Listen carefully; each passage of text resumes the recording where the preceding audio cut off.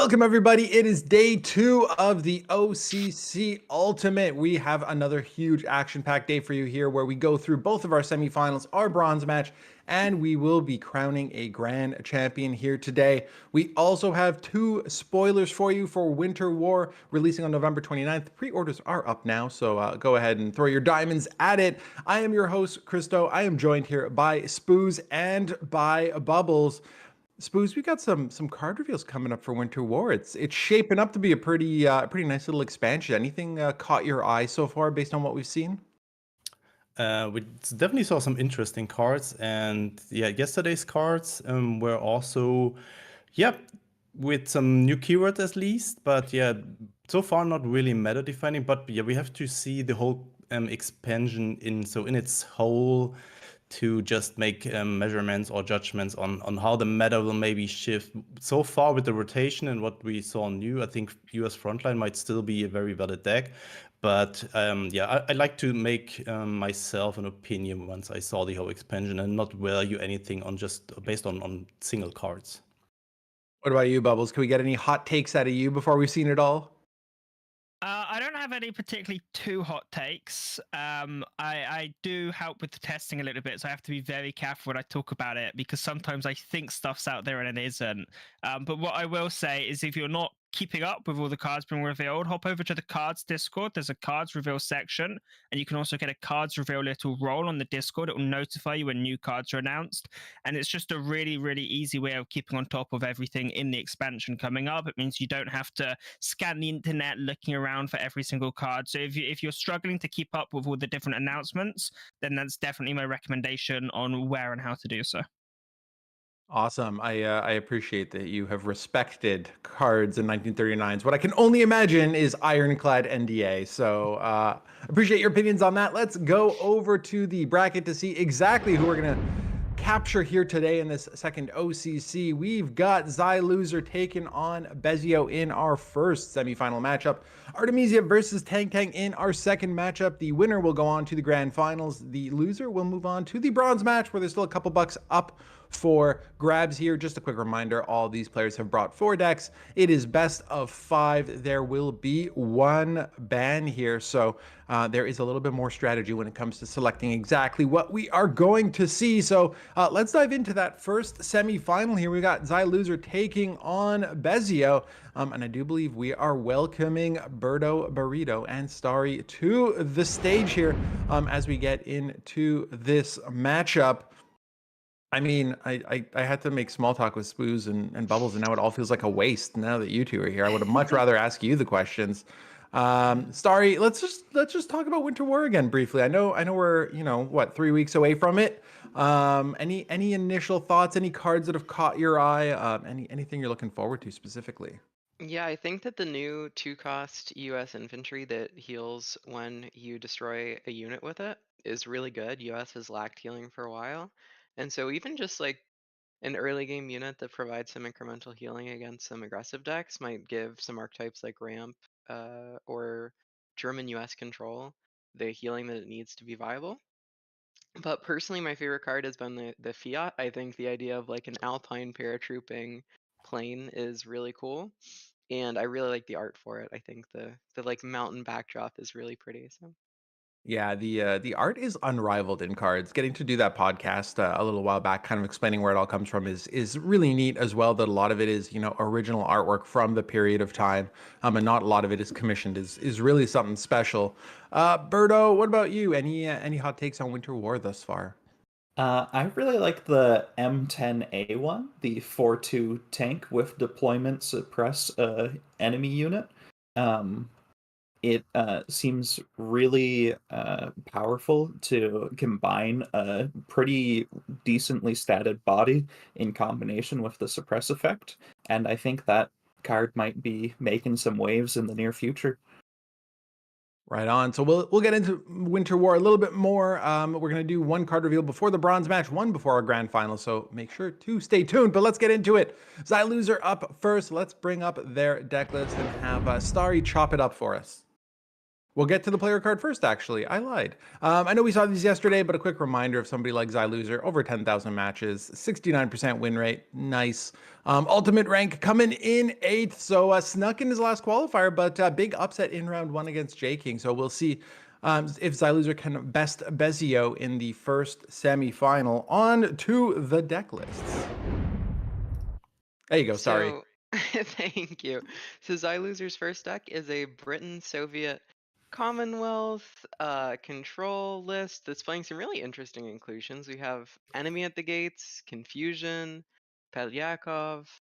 I'm really excited to see this deck. I'm not sure how much we saw of it yesterday, but it's a really interesting control list that is playing towards a Commonwealth win condition. The second list is a Soviet Japan list that we did get to see in the final match versus J King. It was really interesting. It's a diplomatic attaché OTK. It's a 6-card combo. Great Patriotic War sets your opponent's HQ to 12 defense, and then 4 copies of diplomatic attaché deal 10 damage, and then you do the last 2 damage with Imperial Strength. And this is really cool because it takes out your opponent's HQ no matter how much health they're at, but it also requires you to go through almost your entire deck to hit those 6 cards. So really cool to see this deck. I think it's super creative, and I'm really glad to see Diplomatic Attaché. I really love that card. Next, we have a Japan-Germany Jagro list, but it's a little bit different than the traditional Jagro list. Instead, it's relying on a lot of air elements, like I believe Bubbles was talking about yesterday. It's playing 2 copies of Ki 100 Goshiki-san, and then 2 copies of FW190A. So a lot of these really high cost planes to carry the deck from the early game playing low to the curve infantry. Curving out into those higher cost planes, it's a really interesting take on the deck, and I am really excited to see how it does. Lastly, we have a Germany-Japan mid-range list, and it's playing some really interesting inclusions. For example, Burst of Fire and Air Superiority as the Arado package, as well as Fallschirmjäger, which we got to see yesterday. It actually put in quite a lot of work yesterday. It's a card that's been in the game for a long time, but hasn't seen a lot of competitive play in a while. But this list is kind of a variant of the German mid-range that's been going around lately, but a little more teched into the air side using those burst of fires and air superiorities. Awesome. Thank you for breaking that down, Starry. Let's flip over to the other side of things and see what Bezio's equipped with. Again, we see their player card here, 12,000 total matches coming in 4th. So again, we're seeing some of the kind of mid to lower qualifiers here really doing the job. So Bezio moving on. 2 faces I loser here in this first semi-final. Berto, what are they bringing to the table? Right, so Bezio has a US frontline list. We've seen a little bit of variations in this list in this tournament. Bezio opting for dive bombing instead of something like Brew the Breach, and only running 1 copy of Blitzkrieg. Next up, we have this sort of mid-range deck that we saw from Zyer as well, except this time it has a little bit more of a credit denial strategy with the Sovereign Plan and the Admiral Hipper, and no air superiorities. And we have Jagro with 1 copy of Schützen, which 1 or 2 copies is becoming really popular recently. Running 3 copies of Expansion and no Enigmas, which is also one of the key differences we've seen around, primarily with Head running the double Enigma version and no expansions. And finally, we have a Soviet Italy control list running lots of healing, Road to Berlin, 3 copies of the Fiat G50, and of course 3 29th Engineers, and even more with 7th Alpini Regiment. So if you're able to get into the groove of things after aggro has really flooded the board, then you can really heal back up after that early aggression against decks like Jagro and Frontline. And this deck is one to be feared for sure. Beautiful. Let's go ahead and take a look at the bans and see if Xyloser is also fearing that deck. And sure enough, spot on there, Berto. That Soviet control list gets banned on Xyloser's side. The Brit Commonwealth deck gets banned as well. I believe that's the second time we've seen this deck get knocked out here. So I'm curious. Starry, let's start with you. If I'm Bezio and I'm looking at that lineup, is that just again the kind of control-y sort of I have to grind through that with some aggressive decks and it's just not going to be a lot of fun? Yeah, so Bezio has Jagro and Frontline, and that Britain Soviet list is pretty much meant to beat those specific decks. It has a lot of guard units, it has a lot of healing, and that isn't necessarily super strong in control matchups because that's not how you're going to win. Fortification doesn't actually accrue you any value. But against those aggressive decks whose only option is to try and burst through those guards, it is really, really difficult. And on the other side of things, Berto, is it kind of a similar sort of scenario where, Xyloser's bring in Jagro, bring even the mid, like the Germany Japan mid range deck has to kind of punch through a lot of the guards and a lot of the more control-y sort of stuff. Is that why you'd go ahead and ban that Soviet Italy list? Yeah, there's that, and also the British Commonwealth list. If you aren't able to kill your opponent in one shot with Commonwealth, there's not a lot of value left in the deck. So if Bezio didn't ban this Brit Commonwealth list, then you would have a lot of trouble into the Soviet control matchup as well. So that kind of all lined up that both the controllers here are getting banned. Again, this is a conquest format, so you do have to win with all three of your remaining lists. Starry, we saw this mid-range Germany deck bring like a few different variants, right? We got Xyloser, who's got a little bit more of the fighter style. Bezio's bringing the credit denial. I feel like we haven't seen the credit denial list perform quite as well, or that the credit denial maybe hasn't been as impactful in the games we've seen to date. Am I missing something here, or is that a good read? I honestly don't know. It can be deceptively strong because curving out from turn 4 into turn 6 to play something like the FW190 is pretty strong. And a lot of times with the early game pressure that you're presenting, giving your opponent one turn on 3 or 4 credits is worth the the impact that it creates over the rest of the game, because your opponent will always have 2 credits less than you if you play Southern Plan. So it can be a little bit deceptive in the advantages that it creates, but it definitely can feel a little bit slow compared to something like our traditional credit denial with Observer Core Rest in Peace. So And so, Berto, maybe is it more the question that if you don't draw, let's say your Southern plans early in the game, then they just feel a bit clunky to be playing them down the road? Certainly, if you find them into the mid to late game, you can never have an opportunity to play it for the entire rest of the game until it's not really relevant anymore. But also, I think the reason for those inclusions is for these control matchups when you're playing against control. However, it's still a little awkward because we've seen a lot of control get banned. So it's interesting to see these players still bring that archetype despite finding themselves in positions where they feel like they need to ban control. Well, let's get into it then. This is our first semifinal in our OCC Ultimate 3 Xyloser taking on Bezio. yeah, and so Xylo's are being able to start off with 15 cavalry, turn 2 35T, turn 3 naval warfare. I mean, that's a literal perfect curve. And Xyloser looks like he's holding back the 2-1, which makes it so that Bezio has no way to trade out on the first turn. And if Bezio doesn't play another 2-1, then the 35T will be able to trade into it extremely favorably. Yeah, this is the impact on this game of holding back that 15 cavalry cannot be understated. This completely swings the game in Xyloser's favor at the start here.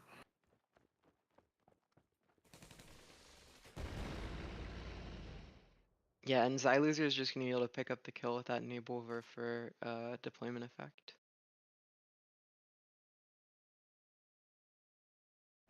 Yeah, and finding the Panzer 3H as well to potentially fill out the curve, or you have Nebelwerfer number 2 plus attack, the previous Nebelwerfer. It really is looking like this curve is just working out really nicely here for Xyloser. Yeah, and this is what you want to be doing if you're that German controlled, or sorry, not control deck, that German mid-range deck. You want to have a really nice curve, and the top of your curve is pretty heavy, which means that you're gonna continue to be able to drop threat after threat after threat on every turn of the game, while Bezio sitting over here trying to clean up what you played 2 turns ago.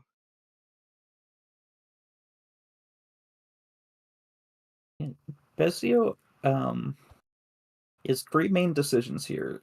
3 main options, I should say. The Audacity, the Wind, and the 24th Cavalry. I like the 24th Cavalry, but the Wind does force your opponent to spend a credit, which could mess up Xyloser's turn, potentially. Yeah, it is possible. I also would have liked to see the 24th Cavalry come out, but forcing your opponent to spend the extra credit slot is important when there's a lot of cards like Southern Plan and Panzer 3H. A lot of important cards come down for 4 Mhm. for this German mid-range deck. Oh, and that's really disappointing. I believe Bezio only plays 3 copies of 24th Cavalry, so that's actually a pretty unlikely outcome. But that does happen. You run the risk of that whenever you choose to put that card in your deck.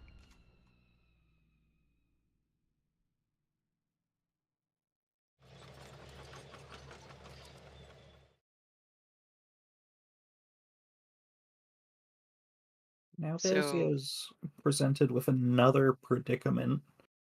You can ooh, and an air superiority. That can't come down for a few turns because the only fighter is a FW from Xyloser. yeah, but it is just really, really good rate on your return. Three damage for 1 credit is super good and picks off almost anything in Bezio's entire deck. Especially like problematic cards like Martyr, or it could contribute with a Nebelver towards killing the Key 83. It looks like Bezio's gonna hope for a bit of a miracle here that Xyloser doesn't have another Nebelwerfer air superiority or 15th Cavalry to punish this play, but he has all 3.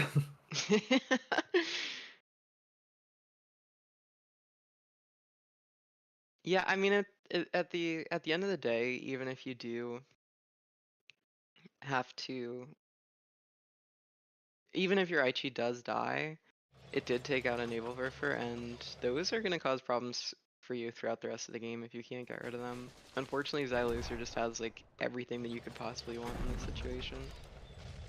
Having the Martyr to take full advantage of all of this is really huge. Yeah, it certainly makes sense what Bezio did. He didn't really have too many other options that turn. Now, this is an okay rating brigade. You also have the double surprise attack for the Martyr if you want to guarantee that that card gets no more draws. Although it's already gotten 2 draws, so a 3/2 tank that eats your removal and has already gotten 2 draws, that's so much value for Xyloser. Yeah, Martyr is such a good card.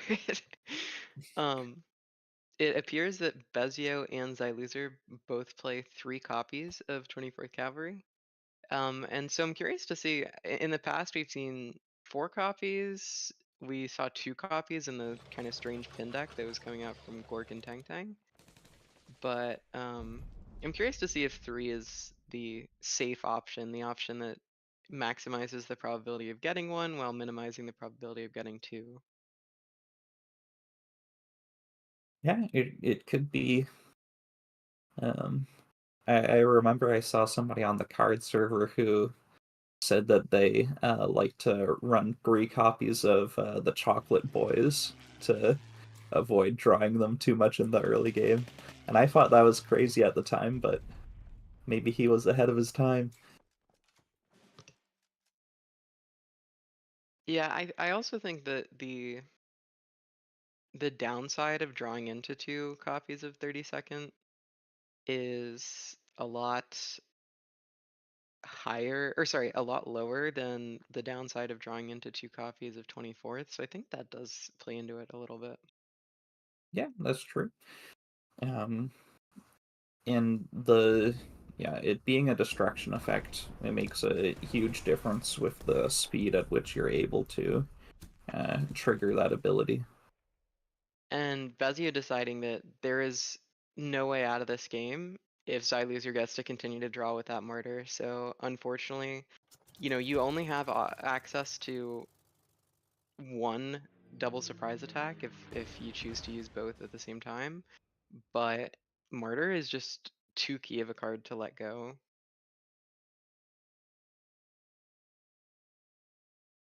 And it has really just felt like Bezio is a turn behind this whole game here, which is, partially the nature of going second and partially the fact that Xyloser just had such a great opener without ever needing to float a single credit or anything like that. Yeah, I mean that's exactly what you're trying to do if you're playing this German deck. Just curve out really nicely and make sure that you are very credit efficient.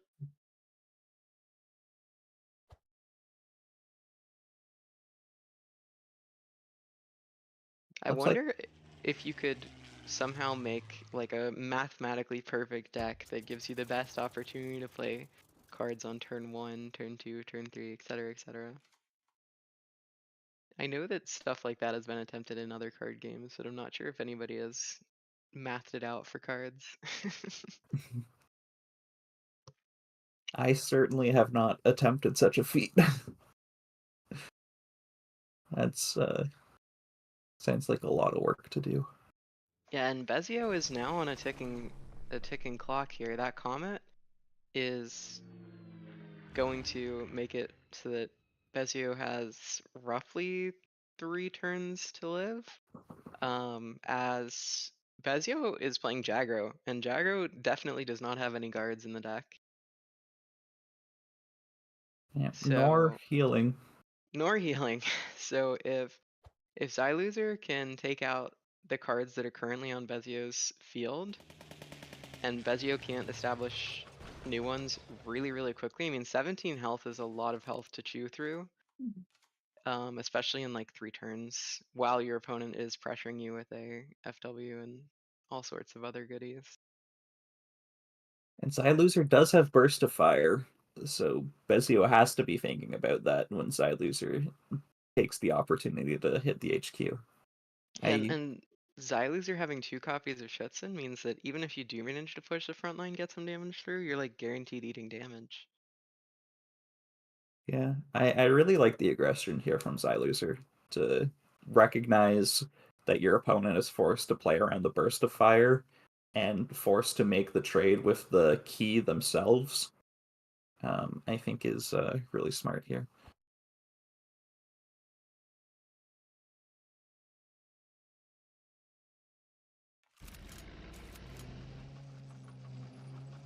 Yeah, it's interesting how, especially at the competitive level with open deck lists, how just playing a card, even if you don't have it in your hand, can have serious impacts on the game. Just the threat of something is sometimes stronger than. Oh well, I suppose that it's a good thing that Bezio traded out with the 190. Yeah. Well, this is still game though, with the Comet and the Burst of Fire. Ah, yes, And the true. attack from the Panzer 3H.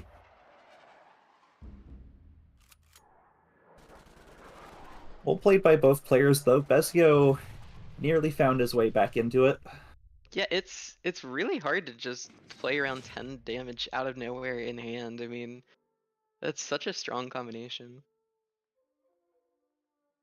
I'm curious to see if this air variant will catch on over the Southern Plan Admiral Hipper variant. We'll see. Well, so far we've seen the air superiorities and the burst of fire be a lot more relevant in the games that we've managed to see. Yeah, I really like the inclusion of air superiority. I think it's really solid. It's, I believe, for 1 credit, the highest damage to credit ratio. I Same don't. as Red technically Dawn. Red Same Dawn as Red does Dawn. 6.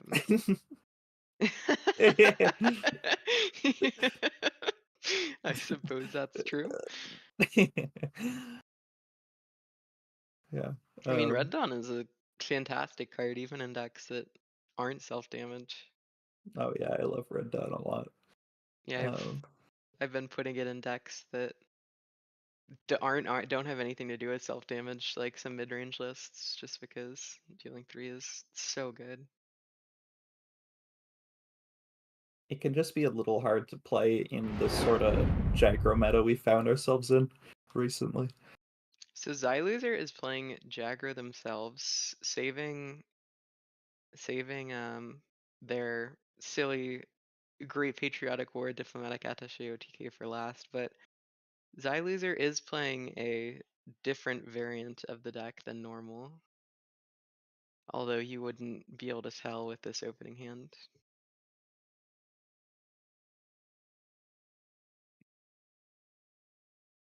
When was the last time we saw Goshiki-san in competitive play? I'm not sure.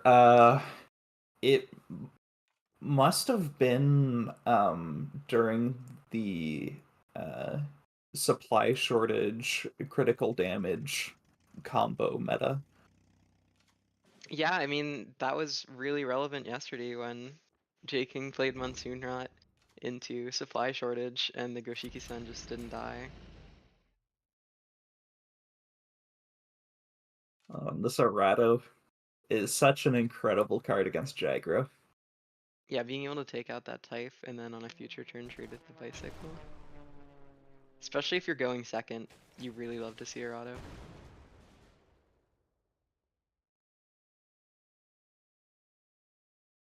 And this is an awkward turn from Bezio.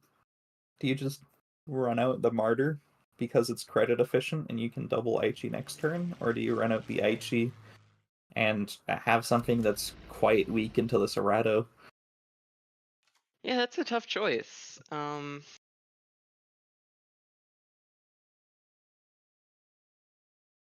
not sure if there's a super clear answer, but I do feel like the Martyr would just instantly get air superiority, so this play does play better around the air superiority, and you know that Xyloser drew 1 off of the Errado anyways, and there's a 3/4 chance that card that they drew was air superiority, if I counted the number of orders in their deck correctly.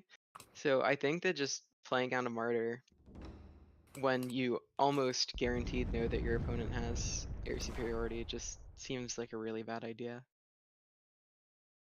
Yeah, I agree with that.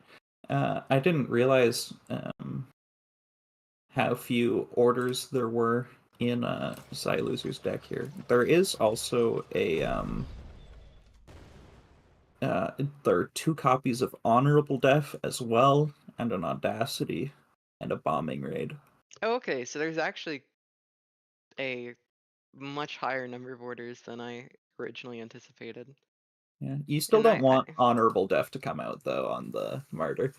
true, yeah, I mean if 5 of the 8 or something like that are removal that are going to be played that next turn, and even Audacity because you only have 1 unit on board.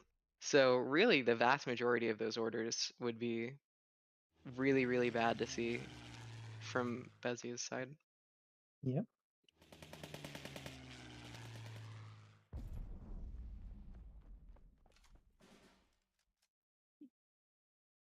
I feel like this signal needs to come out sooner rather than later because without it, I don't see how you're gonna make your way through Xyloser's health total. Yeah, it is concerning those Honorable Deaths and Raiding Brigade for Signal Regiment, but I mean, you got to play it out at some point, and it's unlikely that you're going to be able to force those cards out from Xyloser before you play the Signal Regiment. Mm-hmm.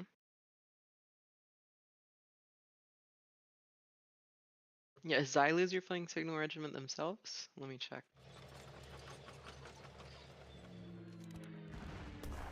Yes, Xyloser is also playing Signal Regiment. But Bezio being a traditional Jagger list has a lot less answers to it. I think this list from Xyloser is super creative. I really like to see this kind of innovation, and I mean, Goshiki-san, like, it worked yesterday. I mean, we know it's a really strong card in the draft format. Goshiki-san is like one of the best cards to get if you are playing Japan in draft, but in constructed formats, it just hasn't gotten the sticking power that you'd expect. I think the fact that it costs 6 and only has 4 defense means that it can be a kind of fragile target for your opponents, but in the draft format, of course, there's a lot less removal. So Yeah, I feel like that is what holds it back. If you play it on an empty board, it's like so incredible. But if your opponent just has like one Brett in the front line, then all of a sudden it's, so vulnerable.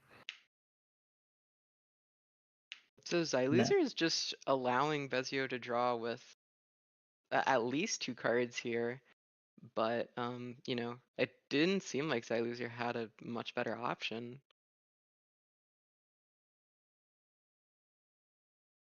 I like this from Bezio. It seemed like he was thinking about trading with the bomber first, but I do agree that trading with this 15th cavalry is a little bit better. And the raiding brigade, great pickup. Raiding brigade does get you a draw off of the martyr because it still counts as your unit destroying one of theirs. And it looks like Bezio is trying to keep the smoke screen on the Aichi and just trade out with the Dina with the martyr. At least that's what it appears to be happening right this second. Yep. Yeah, I like this. The smoke screen on the Aichi means that your opponent has so few ways to handle it, and having the threat of a 3-2 bomber can prevent plays like Martyr, can prevent plays, forcing your opponent to play around it turn after turn after turn after turn can over time really dampen their effects, their ability to play their own cards. Yeah, I feel like Xyloser maybe needed to even burn the burst of fire to play around that martyr, drawing so many cards. Like, even though it is one of your win conditions and it can be so powerful in other situations, it seemed like a level of desperation where it might have been called for. Yeah, both players have such full hands, but the Signal Regiment is putting in work. Both players have to trade out on board. And when both players are trading, whoever has a signal, whoever has a martyr is gonna be up, and this martyr is about to be destroyed.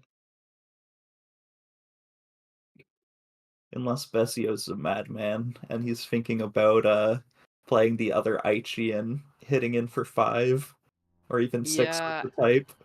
I think that if you do that, yeah, there would be no way to play the double type 94 and thus the double surprise attack. So I think Bezio made really the only play that you can in this position. Yeah, I think if Xyloser is a couple of defense lower, I think it could be worth it just because of the complete lack of healing in Xyloser's deck. I'm really surprised to see the Schutzen push here. When your opponent is playing a deck that's playing 35T, playing Schutzen, I am kind of surprised to see the push. But on the other hand, Xyloser's abundance of air units means that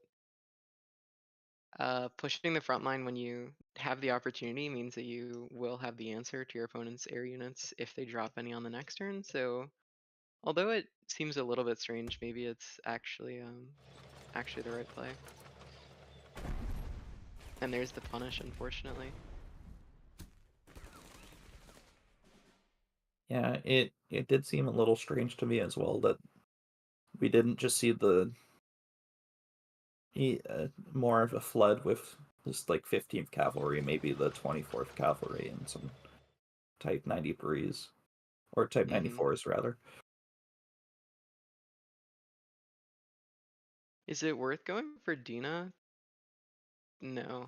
Yeah, this play makes a lot more sense. Going to get that Aichi buff and then being able to just hand dump. And Xyloser, how many martyrs has Xyloser gone through? At least one, if not two. Yeah. Yeah, so just like hand dumping after your opponent has gone through all their martyrs presents a serious problem for Xyloser. Yeah, and it's not like this deck has any sort of board clear, so I'm Yeah, struggling yeah, to for see sure. how Xyloser will get through this. Yeah, I I would think be that Bezio has surprised. played this really well.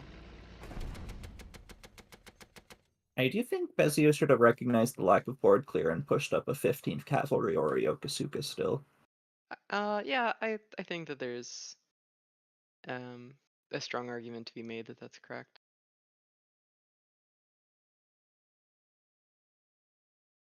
Yeah, Xyloser, I mean, what options do you even have to combat this kind of board?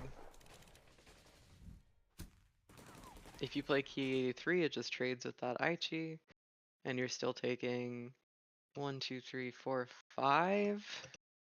At one, if you take 5 next turn, you're going, there's very little way to come back out of that game.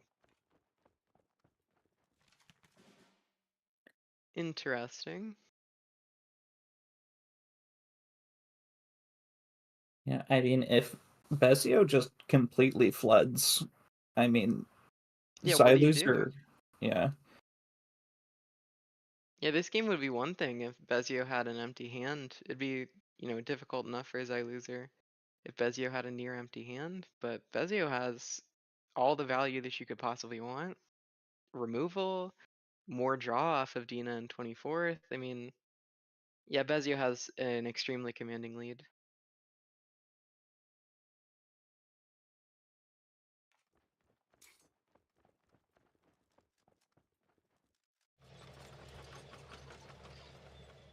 If we just see 15th Cavalry Bicycle or 15th Cavalry Yokosuka and the Type 93 here, then that is 7 damage coming out this turn with Signal on the board. Yeah, and if you even like double pin the two opponents' units, how, what could Xyloser possibly do to combat that?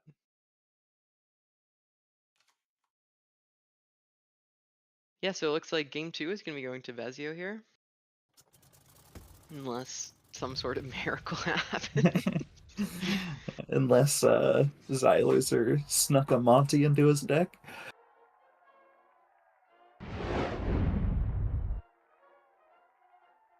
So Xyloser still has the Diplomatic Attaché OTK deck, as well as the Japan, Germany, Jagro, Air, who knows exactly what's going on. At least in the mirror match, the Jagro mirror match, it seems like traditional Jagro had the edge up over the Air variant, which I think makes sense. The Air variant seemed to have problems contesting the front line, and when your opponents can trade favorably into your air units, then it kind of takes away a lot of what makes air units so powerful. Yeah, I still think the Air variant list is better into Jagro with just that extra bit of removal when I really don't think you get the opportunity to play Credit Denial against Jagro. Oh, yeah, if yeah, for sure.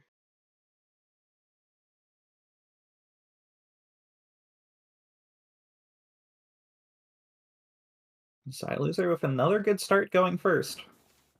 Mm-hmm. The inclusion of Type 96 AA gun is really interesting. I'm not sure if it was meant as a tech card to specifically help against decks that play a lot of air units, or if it was just a really good card. I mean, it is a 3-cost 2/2 artillery with a low operation cost, a strong destruction effect. You know, Yeah, at I mean, times, Type 96 AA gun has served as like an anti-Brit air counter, but sometimes it's just good on its own. yeah, I really like it for the cycle. It can be, I mean, it's impossible for your opponent to come up on value with it again, really. Unless you're running a patrol, maybe. That was not what I was expecting to see from Xyloser. I was thinking that Xyloser is probably just gonna attack, but what do you think about that play? Um, I think it's reasonable. Just because Bezio is forced to trade in, so it's taking a credit away from Bezio and still dealing 2 damage. And in terms of card advantage, it's the same thing because it cycles. True, true. So I think it's reasonable.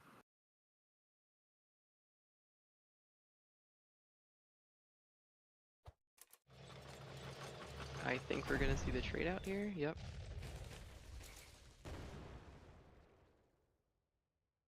Yeah, so Ooh, Bezio is double doing air a good sub. job of keeping the front line here, but Xyloser does have like all the answers, unfortunately. So All the answers in the world.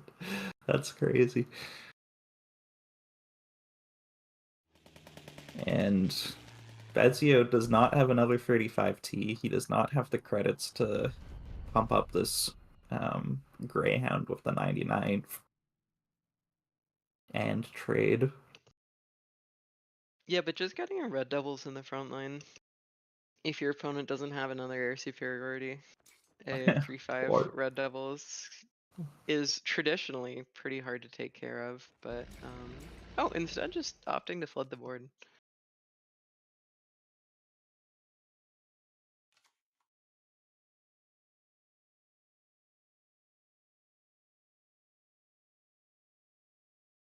I think that Xyloser probably is gonna start off with an errado just to see what they get.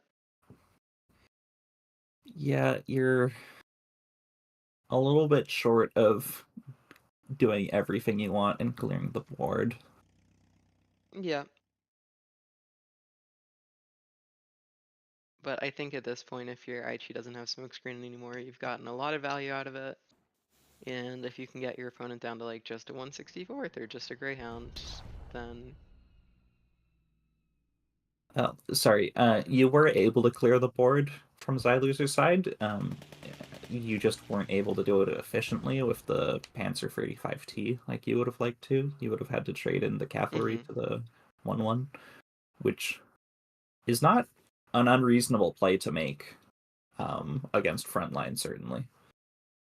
yeah, so Bezio is gonna have the opportunity to play Martyr in 99th, take out the bomber, draw a card off of it, and none of your opponent or none of your threats can be answered. Your opponent has played 2 of their air superiorities already, and so really it just leaves Xyloser with these honorable deaths to get rid of that martyr. Yeah, which is reasonable. Oh yeah, for sure. I mean, letting your opponent draw 1 card versus the 3 that they might be drawing on the next turn Yeah, is for sure. definitely not the worst thing in the world. You can play a martyr of your own and take out this creepery. And US doesn't have a lot of ways to deal with martyr without trading. There is strategic bombing. There is also the forgive me, what's the name of the Grey cost 2/2 that deals 2 damage on deployment and turns veteran? Pathfinders? Pathfinders, yes, exactly. Pathfinders is a huge answer if you were able to find it here for Bezio. Yeah, but even if you don't find it, you're up on card advantage, and you can trade out with a smarter, and your opponent's kind of out of gas. Whereas you have a potential 8/8 fifth rangers, you have a martyr of your own. I definitely prefer Bezio's position here. Yep. Yep, I think the trade is a conservative play. You never wanna use such a valuable unit like Hellcat, destroying your opponent's unit while giving them a card draw, but it's the lesser of all of the evils that are gonna come if you leave that martyr up. So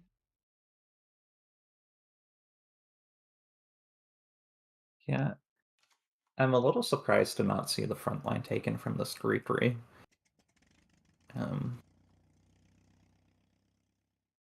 yeah, I Cost. think, Xyloser is playing 3 copies of 24th Cavalry, and it'd be kind of Oh, unfortunate to right. trade your 3/3 into the 24th Cavalry. Yeah, no, I'm just stupid. Of course, you make sense to play her in 24th Cavalry. I just have the caster vision that blinds me to obvious plays. Yeah, it can be hard. It definitely can be hard.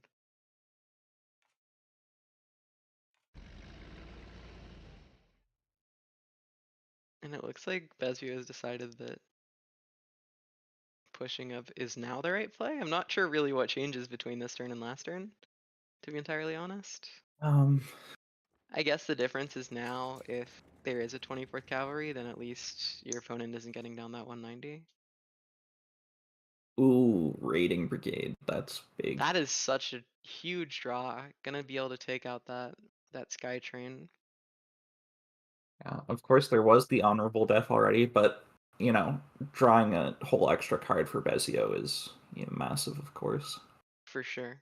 And this frees up the honorable death for the Greekery 99th.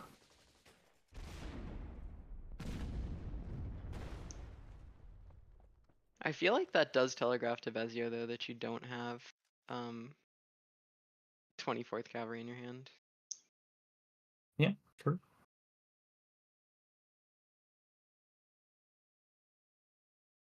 Not that that matters a whole lot. Just I feel like if you're Bezio, you can be pretty confident that your opponent doesn't have 24th Cavalry.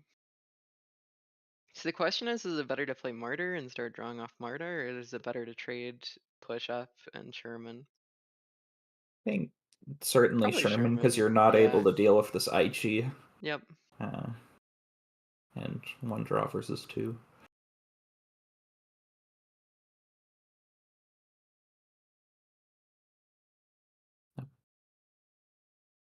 So it looks like instead Bezio is going to trade the 2 1/3s into the 2/2 and then take out the Aichi with the half track and at least get 2 draws off of it. Okay. This is definitely the more risky play between just playing Sherman. Oh, deciding not to take out the Aichi instead of taking out the Arado, saving the 2 1/1s.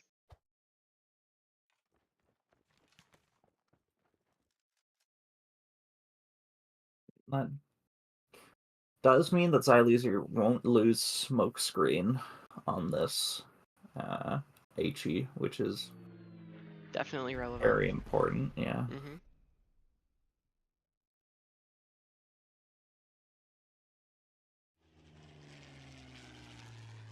I'm a little surprised we didn't see the Schützen plus 35T. It seems a little weaker in terms of board presence. Yeah, and I'm surprised that we didn't see the red doubles get killed there. Bezio has a really good opportunity to play a Sherman. Your opponent isn't putting down that much pressure, although you do have to be careful of that FW190 that you know is in your opponent's hand, but you do have a half track, so you can delay it for a little bit. Is there... I was wondering You could how also much push an your... 8/8 fifth rangers. Yeah, I was wondering about that. There is at least one Sendai. Yeah, one Sendai in Xyloser's deck, so that is really scary if the Sendai comes out. Yeah, I mean, your opponent is going to be on 2 unknown cards, and if they play the FW, then they still could use the rest of their. No, you couldn't. If you play FW, then your support line is full. So even though you have 4 credits, if you draw into the Sendai, you can't play it. Interesting. Bezio opting instead for pushing up the 5th Rangers and playing a 4/4, but this is really nice because you know your opponent has the FW, and having a 5 attack unit in the front line that would trade with the FW is really nice. Yeah, and 5 attack still plays around Schützen. Mm-hmm. I think it's good. It puts the same amount of stats on board and gets you further through your deck. I really like it here. Yep, I think it's a really solid play. Unfortunately, Xyloser drew the 24th, which is like kind of the punish for that, but not much you can do about it, I suppose.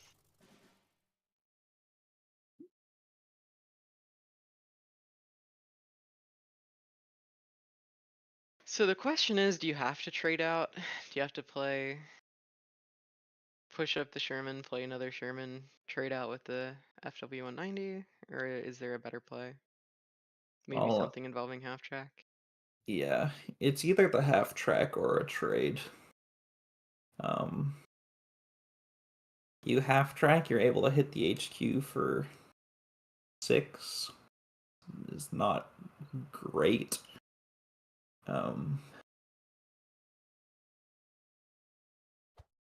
Yeah. Doesn't look like Bezio is going for the half track line, because if you do, you would play the 109th first here. Yeah. Yeah, instead just opting for the trade, I think.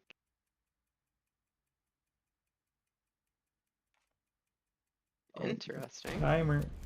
Okay.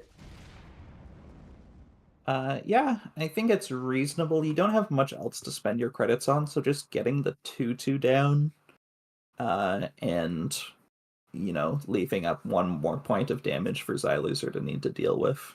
Yeah, Makes Bezio is gonna be sense. really annoyed when this Neville Verfer comes down. Yeah, the Nebelwerfers have been putting in work for Xyloser in this series. Yeah, when I remember when the game first came out, that Naval Verfer was in like nearly every German deck, and when I came back, one of the things that I was most surprised to see was that Naval Verfer had kind of fallen off into irrelevance, at least for the time. And I like could not comprehend that. I was like, what? This card's so good. How could anybody not play this? But yeah, no, I mean I still think it's a really solid card. It is a very, very solid card. Yeah, for sure.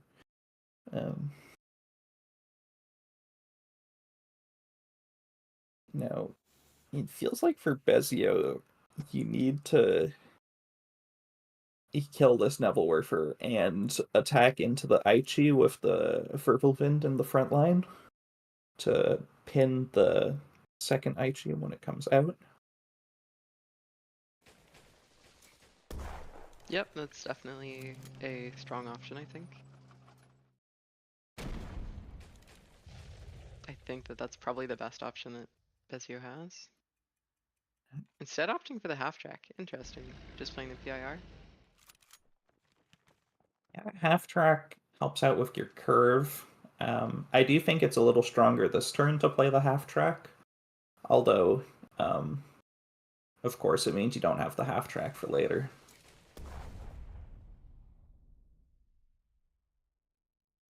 Yeah, we didn't really get to talk about it earlier, but Xyloser marked their favorite card as being Volksgrenadier. I don't know if you saw that. Oh, Which yes, I is, did. yeah, it's definitely pretty funny. And here Xyloser is just putting down a lot of pressure with these planes, and Bezio's gonna have to use pretty much everything in their hand to trade out with them. Yeah, the Pathfinders is a huge draw, though, to deal with this Goshiki-san. For sure. Yeah, it puts Bezio had a pretty uncomfortable HQ defense total, but on the other hand, you know, your opponent doesn't have that much gas left in their hand. You know that they have an Aichi, you don't know what the other card is. And let's see, the push up from Bezio here would be hard punished by this Schutzen. So we'll see if Bezio plays around it. You have a 33% chance that it doesn't get punished by the Schutzen when this PIR triggers at the end of turn. If you push it up. That's actually that's a definitely something to consider. Oh! And he could have had it.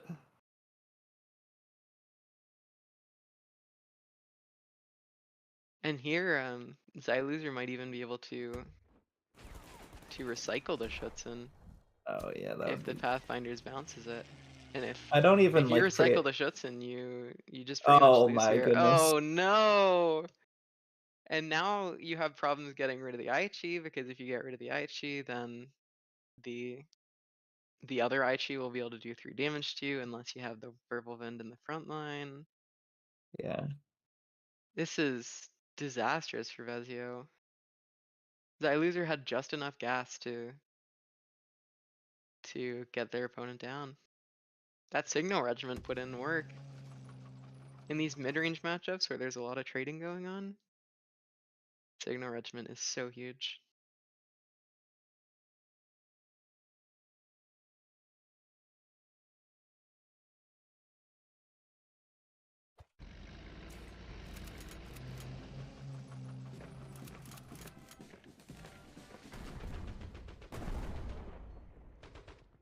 Kriyov. Yep, and that's gonna be it. Xyloser is gonna be taking game 3 by trading Schutzen into any of the frontline units, except for PIR, of course. Which means that Xyloser needs to win a game with Diplomatic Attaché against Bezio's either frontline or what's the other deck that Bezio still has? Sorry, I was just still stuck thinking about that last match and the bounce on the Schutzen. That's It's so unfortunate for sure. yeah. Alright, so Xyloser has this combo OTK deck, and I think it's really gonna struggle against Bezio's lineup right now. Because I don't see how this deck deals with the pressure that Bezio puts out. Yeah, when you have 6 essentially dead cards in your deck, I mean, how do you contest your opponent's plays?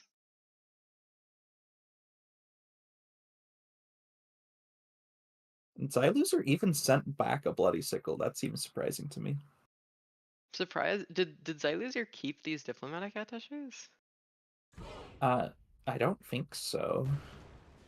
I definitely saw 2 of them go into his hand. He might have kept 1, but I would be shocked if he kept any, to be honest.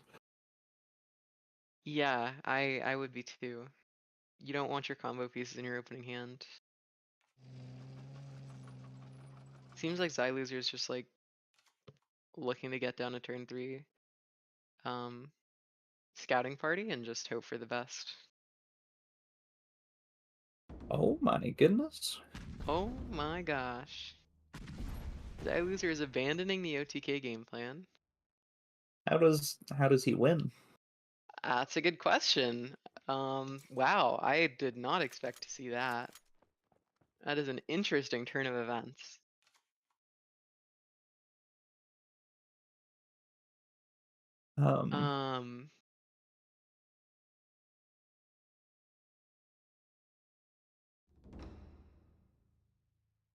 I suppose you can try to have a unit down on board when you play Great Patriotic War and attack instead of using the 3 damage. Alternatively, there's 3 copies of Winter Warfare, 3 copies of Winter Warfare. That's exactly 12 credits. But I don't think you can afford to save all of your copies of Winter Warfare for your OTK. Yeah, I think maybe it's because this deck runs 2 copies of Petliakov, and if you stick a Petliakov behind a guard, you can just win against Frontline. frontline.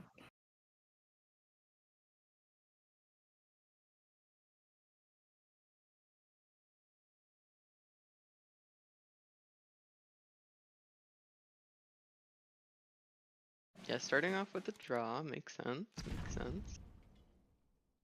And there is a Pelyakov, and you got the guard, so it is possible that over the next couple turns that you can stick that. The problem is that Bezio already has so much going for them, and they have this 5th Rangers, the 35T. If you just stick the Bryansk and the Pelyakov next turn, I'm not sure if that's gonna be enough. Okay, and that's the 3rd diplomat I got to shig on, so now I'm really confused about how Zyer plans on winning this game. What the heck? Well, now he has the Bryansk plus Petliakov on 5. I would just like to see Panzer 35T and then trade with your 2 American units and send the Panzer 35T to the HQ. That's reasonable. Also, if you want to play a little more towards like credit efficiency, you could Panzer 35T and trade it into the recon and move up a 5-5. That's a little worse into winter warfare.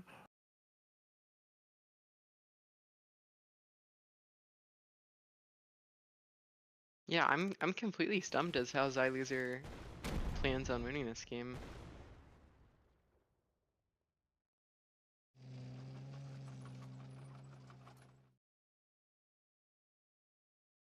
Do we just see the Bryansk and Pelyakov come out? Surely, I think.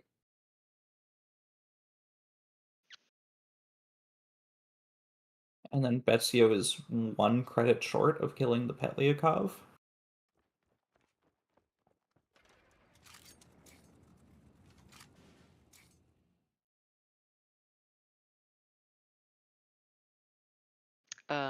How would Bezio kill the Pelyakov?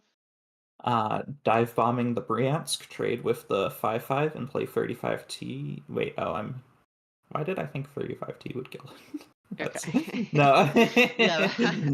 Okay, I just There's wanted to make a- sure that I wasn't missing some like key crucial line. No, I'm just losing it today.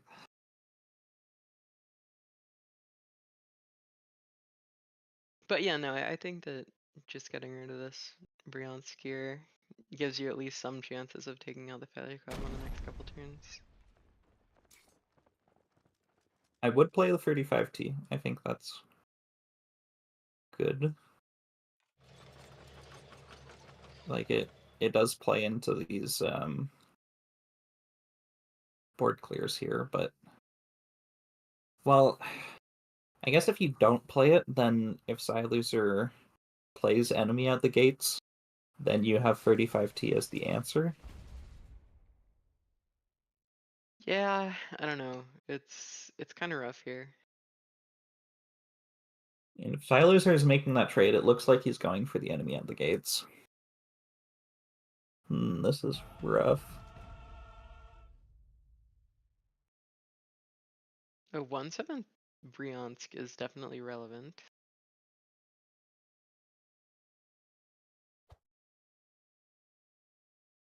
Instead, looking like Zyer is opting for a winter warfare.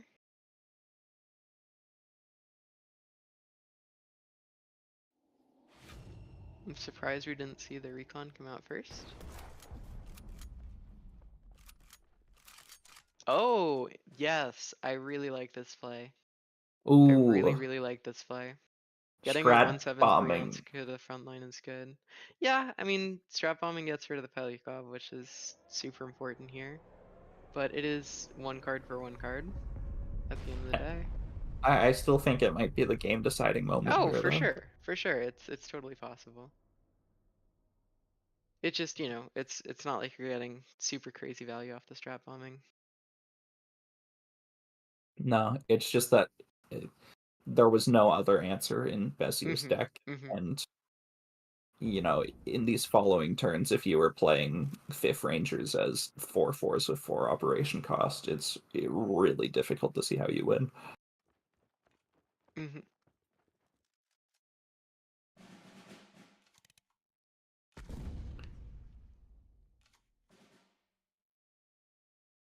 I expect to see an 8/8 5th Rangers here.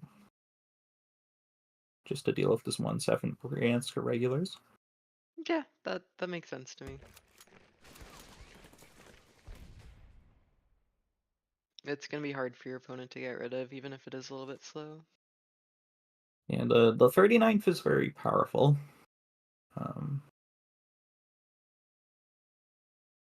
I mean, 39th is a very strong card, for sure. And it can set up this 5th Rangers to be sickled. Mm-hmm.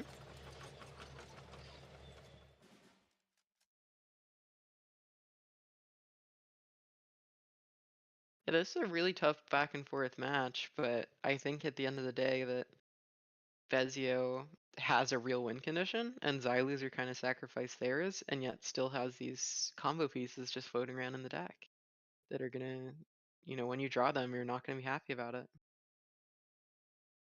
Yeah, I mean, maybe if Xyloser finds that second Petliakov shortly, he's still in it. I do think that it was smart for Xyloser to give up on the OTK, though. I think this game would have been long over if he hadn't used those diplomatic attaches. I do agree. I do agree. I just am kind of confused about where you can go from here.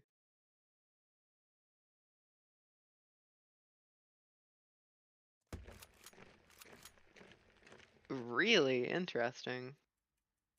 I like it.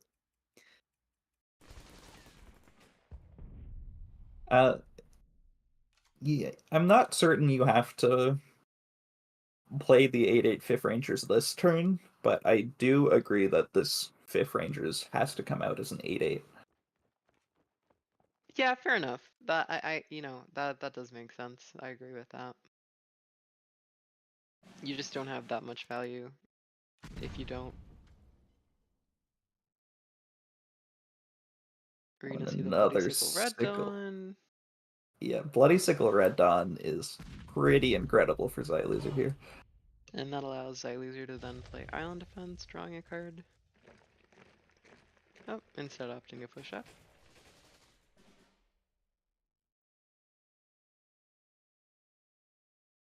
I would expect to see the dive bombing to preserve the 8/5. I definitely can see that. And Bezio just needs to find a couple of Shermans. He might not even need a couple of Shermans. He could theoretically win the game without finding any Shermans, but they would certainly be nice. It wouldn't be the first time that Frontline wasn't able to find any Shermans. No, it's a time-honored tradition, to be sure.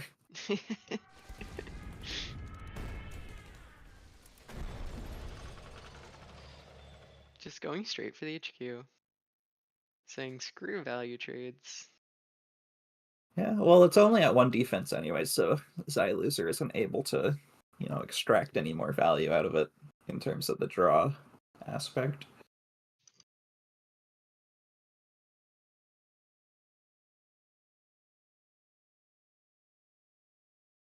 I kind of anticipate seeing enemy at the gates plus mobile defense, just to set up a way to deal with this 5th Rangers. That definitely makes sense. And after that, I mean, Bezio is kind of just out of gas. Yeah.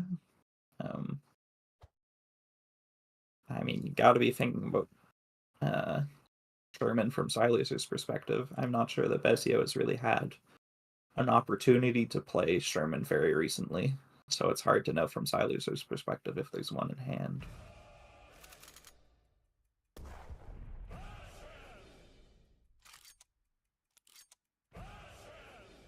Going for the double mobile defense. Yeah, unfortunately that Martyr just isn't going to be super effective in this current moment. This play is going to get Well, hard punished by confusion. Well, maybe not. So if Xyloser's support line is full, then you won't be able to confusion the Martyr. yeah. Although if Bezio goes for what seems like the natural line of Martyr plus 99th, Then it will be punishable. Yep. yeah. Although if you 99th the Martyr, then there's not the confusion. Then it forces your 5th Rangers to die. Then the confusion's not as good. Because then the Martyr can only hit the 99th. And it would survive because it's a 5/4. Mm-hmm. Yeah, Bezio is really thinking about this one. Opting to just push up, play the 99th. And the Martyr. Dang. He didn't Well, see it. Bezio's gonna get 1 draw off of this, but then Xyloser's gonna be able to confusion the Martyr and trade out with the 99th, drawing a card for Xyloser. And I believe they might even still have the credits to attack the HQ with the other tanks before they die. I think Xyloser will draw 2 cards off of it if he wants to. Oh, true. Yeah, Because, if yeah. you take control of the Martyr before you trade with the second one. Yeah, and then trade the Martyr into the 2/2.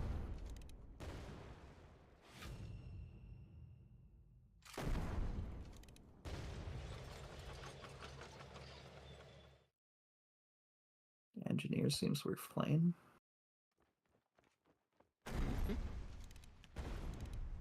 And there's the Petliakov.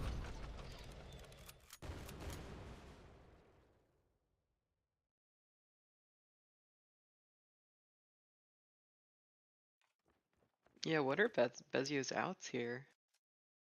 You have no way to trade off anything with the Martyr. You have no Shermans. Your opponent's sitting on 7 cards in hand. A lot of it is removal. And that Pelyakov, especially if Xyloser can find another Brionsk, that Pelyakov is gonna run away with the game.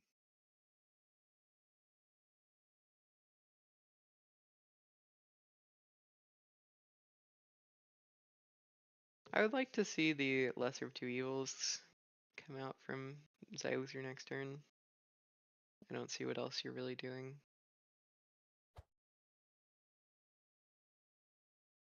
Well, you gotta start worrying about your cards in deck. True, yeah, no, Xyloser has significantly less cards in deck, and without that OTK win condition, that is a very, very good point.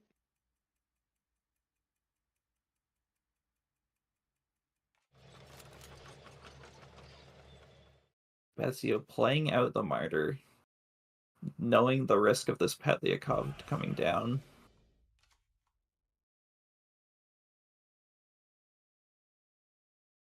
I expect to see the Yak go at this I spot. think that you might need to keep the Yak, especially if your opponent doesn't have any gas.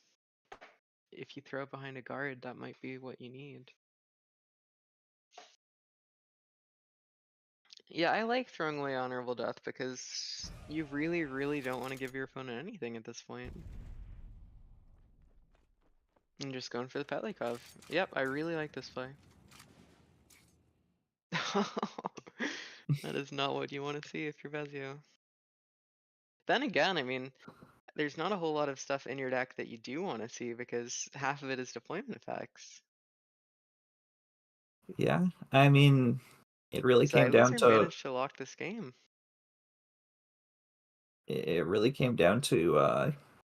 Wanting to see those Shermans a little bit earlier. But Bezia was fortunate to find that strat bombing earlier as well.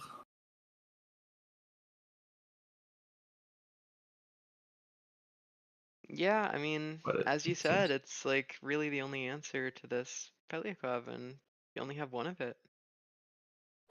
I know, I believe I talked yesterday about how Bezio isn't really playing any backline height. I don't think they're playing Eagle Claws or Stars and Stripes, and although Stars and Stripes probably isn't gonna come down for a huge amount of damage against Xyloser, just because Xyloser isn't playing a whole lot of units to begin with. But not having really any ways to get rid of your opponent's backline cards without deployment effects means that Petlikov just completely wipes out frontline.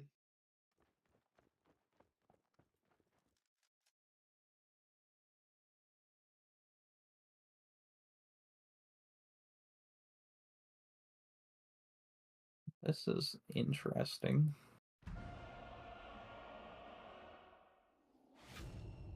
I'm kind of surprised to see that Great Patriotic War, as it barely changes either player's life total, but I guess iLoser thinks that it's relevant. Well, when else are you going to use it apart from trying to end this game slightly faster? I guess. I guess. Yeah, all these deployment effects are just really not doing anything for Bezio. And this is lethal for Xyloser. That is the third diplomatic attaché or the fourth? No, that's the fourth. It's 4 damage. 4 plus +4 on board. 1 plus And the Winter 4. Warcry. That is 9 exactly. Yeah, that is going to be lethal for his iLoser. Well, very impressive showing from this deck that, looked limited in its abilities. But Yeah, I did not expect that this deck had a backup win condition without the Great Patriotic War diplomatic OTK, but I suppose that in this particular matchup, just Pelican by itself is enough to get where you need to go. yeah. Well, congratulations to Xyloser. They're going to be moving on to the finals. Yeah, the finals. That's right. And we will Xyloser see. is going to be moving on to the finals. Bezio is going to be in our bronze match in just a little bit. But Berto, I wanted to touch on something specific because you mentioned the showing that this diplomatic attaché deck had when Xyloser seemed to pretty early on throw away the game plan and go, "Hey, I'm gonna try something different here because I don't think," and I think Starry, you had called it out earlier that I don't think I can handle the pressure of frontline. So, Berto, let's start with you. Just any thoughts on like, hey, I know I need to throw the game plan away. Is that something that he had probably practiced ahead of time and knew that in certain matchups my opponent's just gonna be too aggressive and I won't be able to hold on? Yeah, I'm sure that he's practiced this matchup in testing and figured out that this is the way that he needs to go about it in the frontline matchup. And he clearly had a plan. He was willing to go to grow away his OTK very early on, and it worked out beautifully for him. And so, Starry, do you think that, coming into this, he figures like, hey, I can pull this off in these scenarios, and then in others, I know I just need to go a different route. Like, did you expect this much versatility from what's, traditionally an OTK deck that has one plan and one plan only? Not at all. I mean, if you look at the amount of units in Xyloser's deck, there is some there's a Yak, there's 2 Petliakovs, there's so little damage. But Xyloser just managed to use the units extremely effectively, getting in for turn after turn. Pushing that Brion's to the front line was a huge play. And just the last little bit of damage with the Imperial Strength and the Diplomatic Attaché. I mean, yeah, I'm really surprised to see that much versatility, like you said. Oh, But I think Xyloser played it really well, so yeah. absolutely. That's my takeaway from that is that, that deck is not a one-trick pony and Xyloser is a master at piloting it. So hopefully we will see it again in the finals. Otherwise, it might eat a ban based on how it's performed thus far. We are aware there might be some slight technical difficulties with some of the streaming channels. So if you are seeing a few dropped frames here or there or some stutters, our apologies. It seems to have sorted itself out, but we'll keep an eye on it for sure. So let's bring up the bracket here. Thank you, Starry. Thank you, Berto. We see Xyloser continuing the trend of 3-1s. Only Gorg was able to sneak a second victory out there in a losing effort. Moving on to the finals. Next up, we have Artemisia taking on Tang Tang. Let's go ahead and get Spooz and Bubbles back in here and get us ready to go for our second semifinals. Now, Bubbles, you have your mushroom shirt on, and people are calling it out in chat. It seems so. I'm curious as to if there's a backstory to the shirt. I like mushrooms. I'm a big mushroom fan. I've grown mushrooms. I've foraged mushrooms. I've eaten mushrooms. I've done it all. Just about anything you can think of. I've grown. Yeah, I like mushrooms. Unfortunately, They're fun guys. Oh boy. Unfortunately, Spooz is not wearing his pineapple shirt today. Otherwise, we could Yeah. represent the fruits and vegetables. I'll assume it's because J King, who is known for his You're making faces here. They're Bubbles. not vegetables, Krista. And not fruit. So They're not. they're just mushrooms. Yeah, mushrooms aren't vegetables, Krista. That's wrong.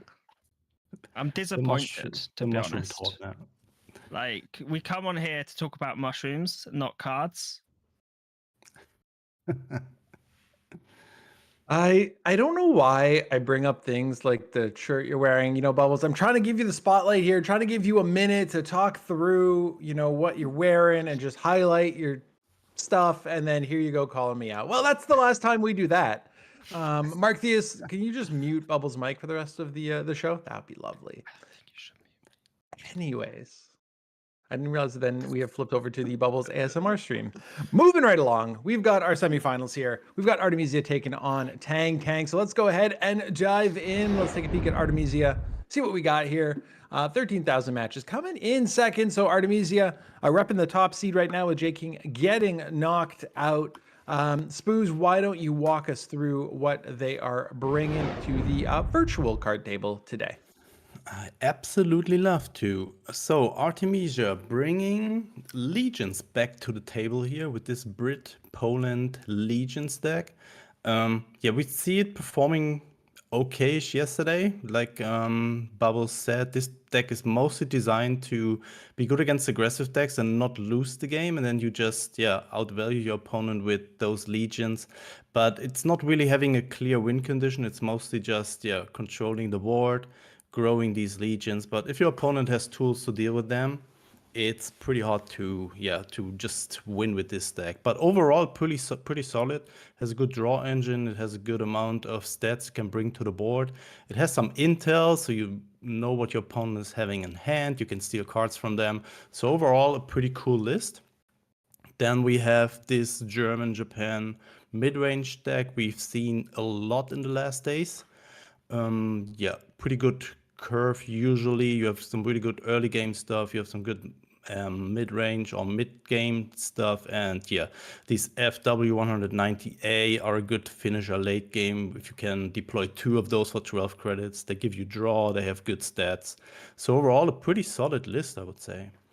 And then we have 2 very familiar lists here. So I'm just calling them out here, or just naming them with US-Germany frontline with double Martyr, double Blitzkrieg here from Artemisia. And then we have Jagro with Germany as ally with, just the usual package, 4 times expansion, 2 Martyrs, and the rest is pretty standard. Awesome. Thank you so much for walking us through that, Spooz. Why don't we take a look at Artemisia's opponent here? We're going to see Tang Tang competing in the second semifinal. Coming in 6th, 16,000 total matches, solid win rate, sneaking up above 70. These soon to be rotated out Monty being their favorite card. Bubbles, why don't you walk us through Tang Tang's lineup? So as we can see, Tang Tang has a fairly traditional lineup here. We've got this first deck, which is Jagro, very, very popular. We've seen it already today. We see it most tournaments. It is taking quite a few hits in the upcoming rotation. So it'll be interesting to see if it can survive. And if it does survive, what sort of adaptations does it take to do so? But this is a very traditional deck. It's seen a lot of success. It's been around for a long time.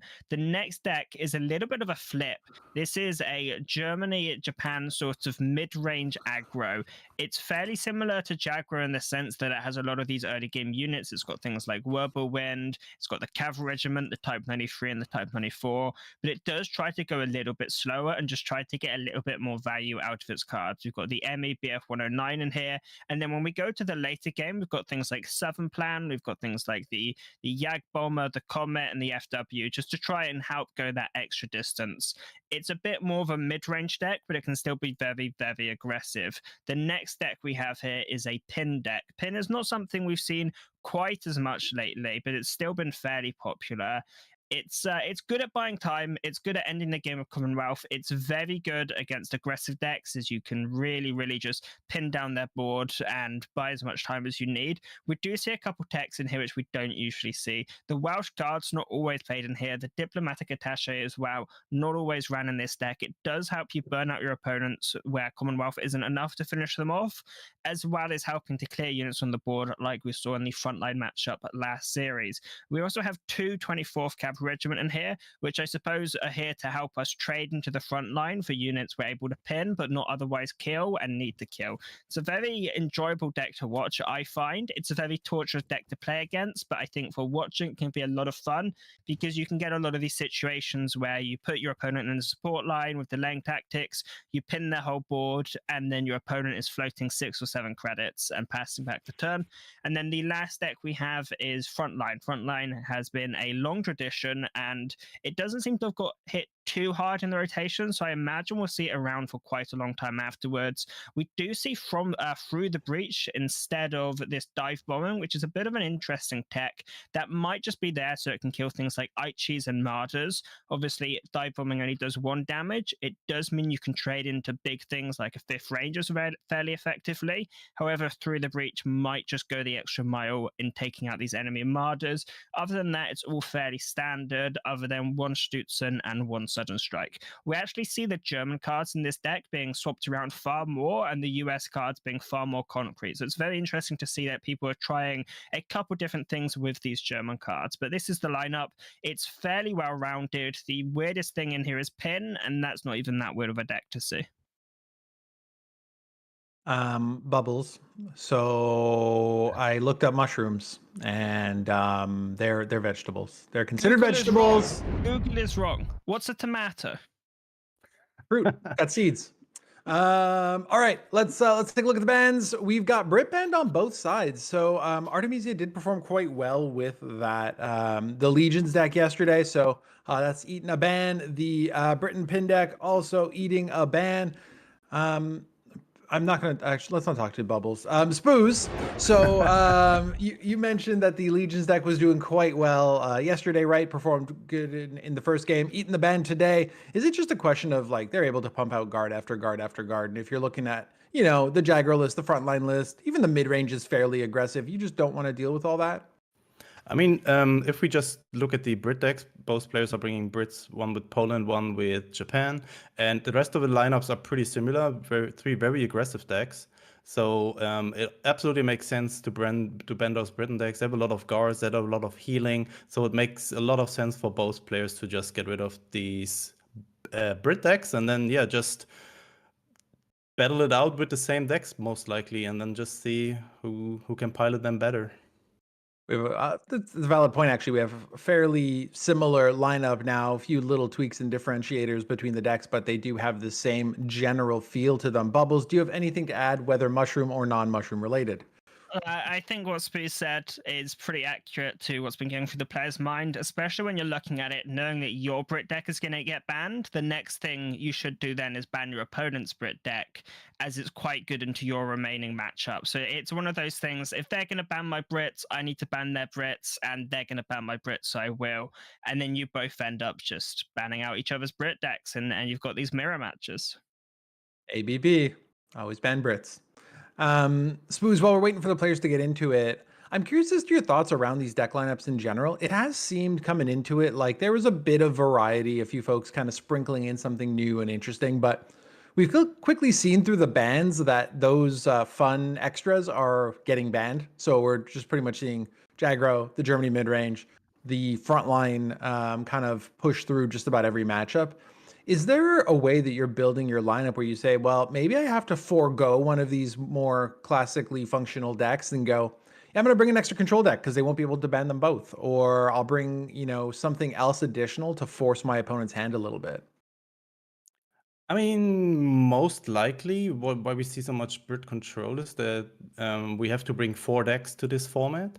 And if you have already 3 aggressive lineups and there's no good aggressive Brit or Soviet deck at the moment, so you kind of have to switch or have to pick what is good in general and is most likely good against other players' lineup. Sure, you can have 2 control decks, but then you miss out one of the other strong decks. So it's most likely just you take the 3 strongest decks and then just pick what you think you're comfortable with or what you think is good against the other players' lineup, which most likely consists of these 3 strong archetypes. So Bubbles, if this was a traditional OCC clash, people only had to bring 3 decks, we would just pretty much see Jagro, frontline, Germany mid-range across the board. I mean, we tend to see 2 different ways of playing in the OCC. We see people bringing 3 combo and control decks or 3 aggressive and mid-range decks. Now, obviously, mid-range and aggro aren't the same thing. They do operate slightly differently, and control and combo also operate fairly differently. However, they do have a lot of similarities in how they operate. In some of them are trying to play quickly and very tempo-based, and some of them are trying to play very slowly and have these long drawn-out games. And generally, if you have all 3 decks doing the same thing, it means your opponent can't ban something specifically good against theirs. The issue with bringing 3 different archetypes is your opponent can ban the archetype that's good against their matchup. They'll have an even matchup against one and a favored matchup against the other. So if you bring the same archetype over and over again, it means your opponent has far less control over forging the matchups to be in their favor compared to bringing a huge range of archetypes. When you have 4 or 5 decks, it's really difficult to hit the same archetype every time, and then you need to put in these additional decks. You see a control deck or a combo deck amongst the aggressive decks, but then your opponent will often ban this out still, and you end up with essentially bringing 3 tempo or 3 aggro decks because your Brit deck's always banned. Well said, Bubbles. And let's get into this second semifinal. We mentioned that's going to be a little bit of a mirror lineup. We're going to get a mirror match here in our first game. Yeah, speaking about the mirror match, we just started one into the series here. Both players bringing US-Germany frontline, and Tang with a pretty good and solid start here, although going second, able to deploy the Red Devils into the frontline very likely.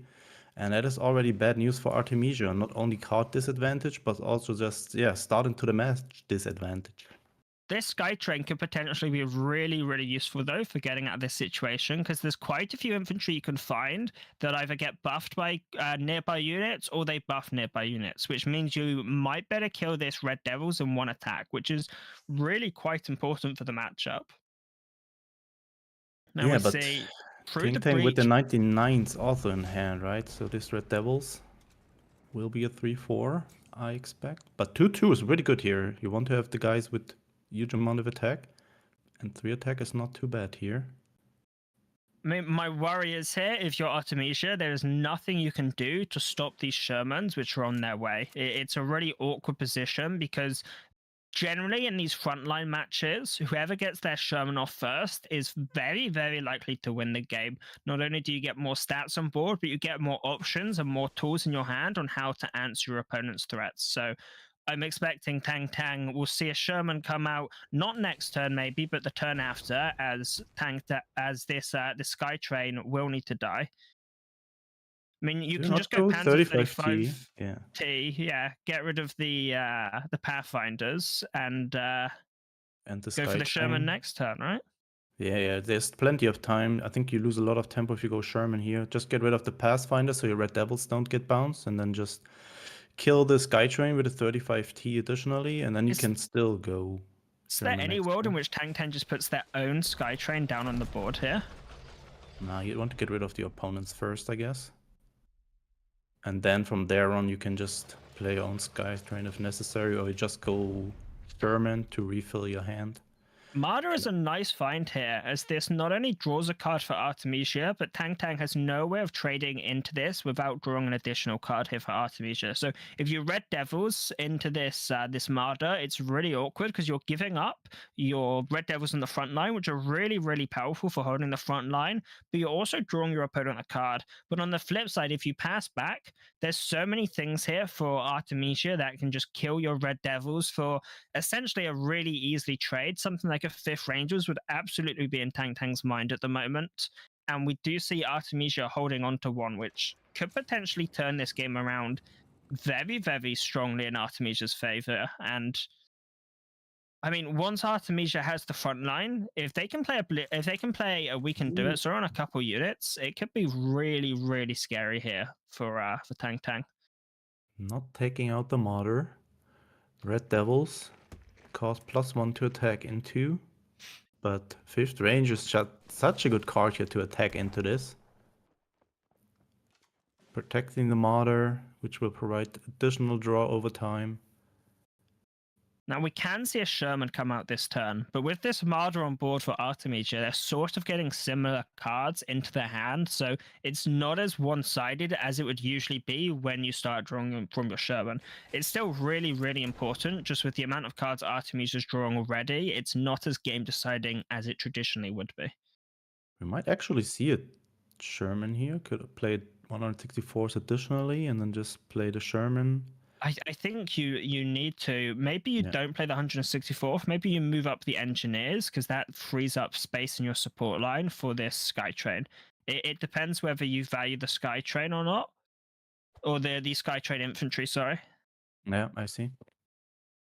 The I mean- only downside is it's really easy for Artemisia just to trade into this engineers with this with the Marder, with a Panzer 35T, with a Whirlwind. There's so many things which can kill this, and they don't really mind the 1 damage in return.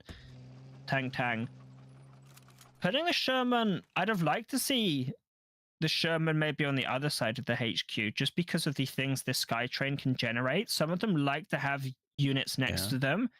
And, you know, if you get this guy that likes to be buffed by his friendly units, and then Artemisia takes the front line and kills your PIR, you really want these units all on one side of the HQ so that they are buffing each other.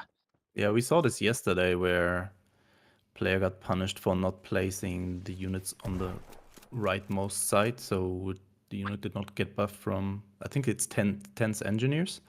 So yeah, would have been a little bit better there maybe, but I think will not be punished in this concrete situation here. We do see Artemisia trading the 164th, getting a card draw, as well as buffing up their 5th Rangers, which means now both the Marder and the 5th Rangers can trade into this engineer. You can also shove up the front line and kill this PIR if you want to, but this Skytrain is starting to concern me. You do need to kill it soon. Do we just see... Oh my god, look at the cards. It's a lot of cards here. Insane amount of draw. I have to admit, the start into the match for Artemisia was pretty rough. Tang with a pretty good hand. But I think the mid game and late game is totally in Artemisia's favor here. 2, we can do it. If this comes down on a lot of units, it might be very problematic for Tang. On the other hand, Tang top deck 1 as well. Do we see one here, or what do you expect? I mean, you can only attack with 109 and PR or Sherman here then. You can do, but you can also take out this Marder if you want to and stop this draw engine here for Artemisia. My only worry is Artemisia's already gotten 3 cards out of this, or it might even be 4. It's very much a problem already, and you're killing it after it's given Artemisia all the value they needed from it.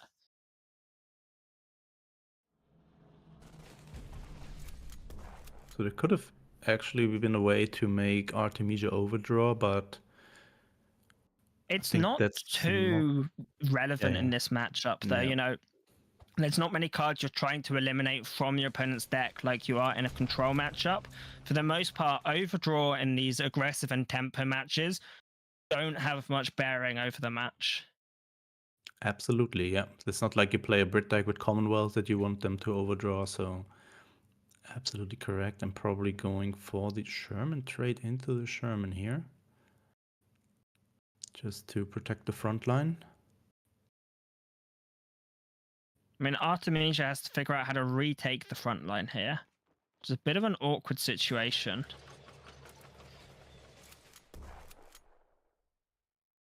Yeah, probably Trades going... first, hoping the buff would have hit the Sherman, as now it would have been an easy trade. I imagine we'll see the Shermans trade out here, and this Panzer 35T can finally reach the Skytrain, get rid of it. We can also see 22nd to generate a little bit of draw here.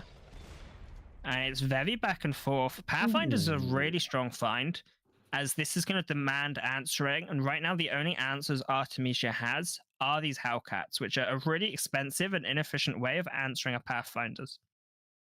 You don't want to have track of Pathfinders, as it will just come down again and kill another one of your units.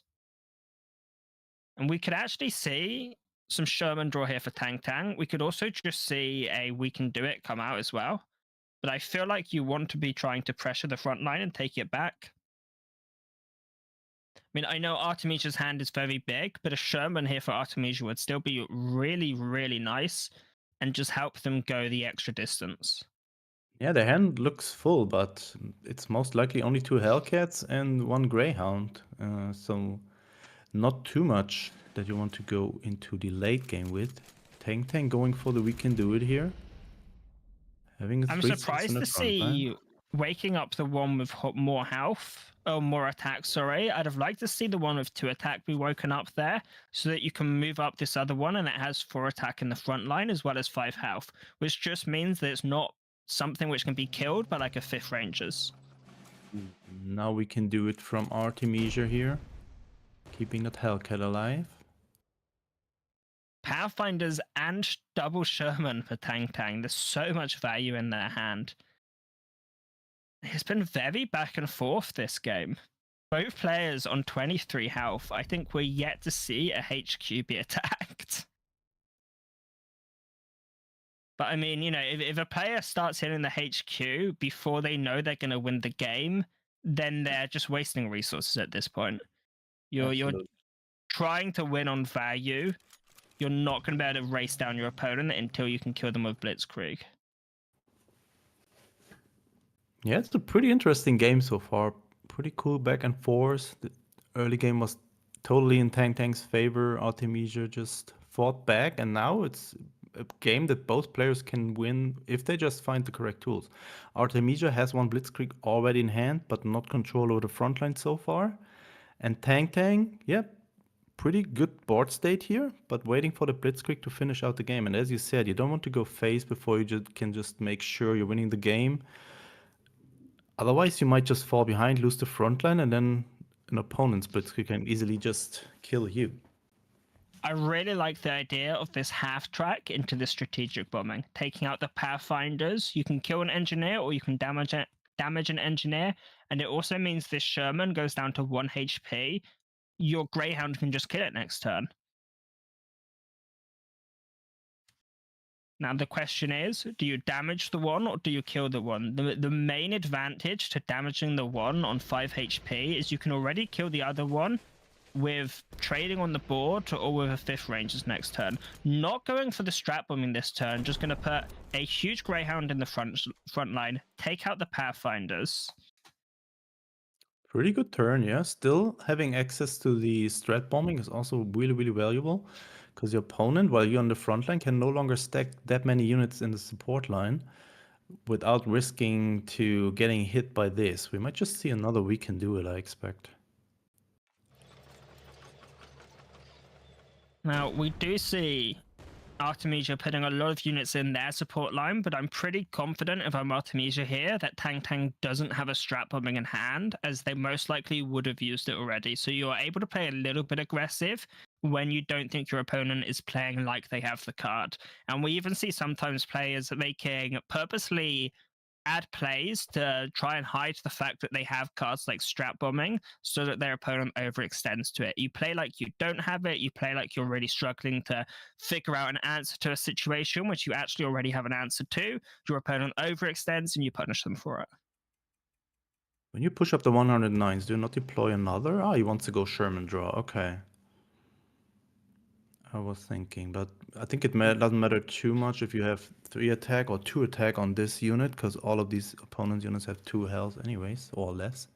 Both Strat Bomb and We Can Do It are really, really tempting here, but this Marder needs to die.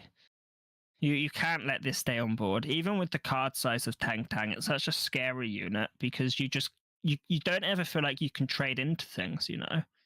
Yeah. Might see strat bombing. I mean, if you go We Can Do It, you can clear the front line and the Marder. You can hit the guy in the front line with the Red Devils, the 22nd and the 99th. You can push up this half track and you can hit the Marder.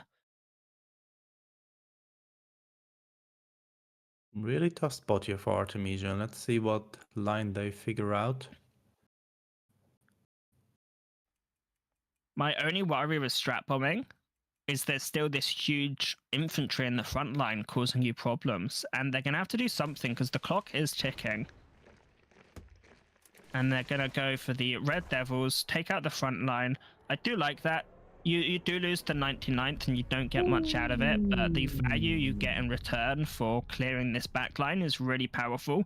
And your opponent actually goes card neutral. You might think they've drawn a card because you traded into something with the Marder on board, but then they've overdrawn one as well. So they've essentially gone card neutral. And Tang lost the Blitzkrieg there. Their one copy. That was the only copy in the deck.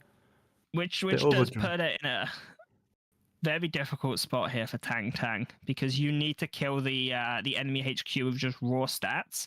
However, with Artemisia's hand size, if you can secure the front line and prevent Artemisia from realistically taking it, you can potentially beat down your opponent in a few turns while backing up your aggressive plays with just pure hand size. I was almost expecting to see an 8/8 5th Rangers this turn. I mean, what do you do here if you're Artemisia and there's an 8/8 in the front line? Yeah. Also, half track is not bouncing it back to hand, only back into the support line. You can still utilize it later. So I actually would have liked this one as well, but Artemisia, Tang decided There's to go the strap 44. bomb.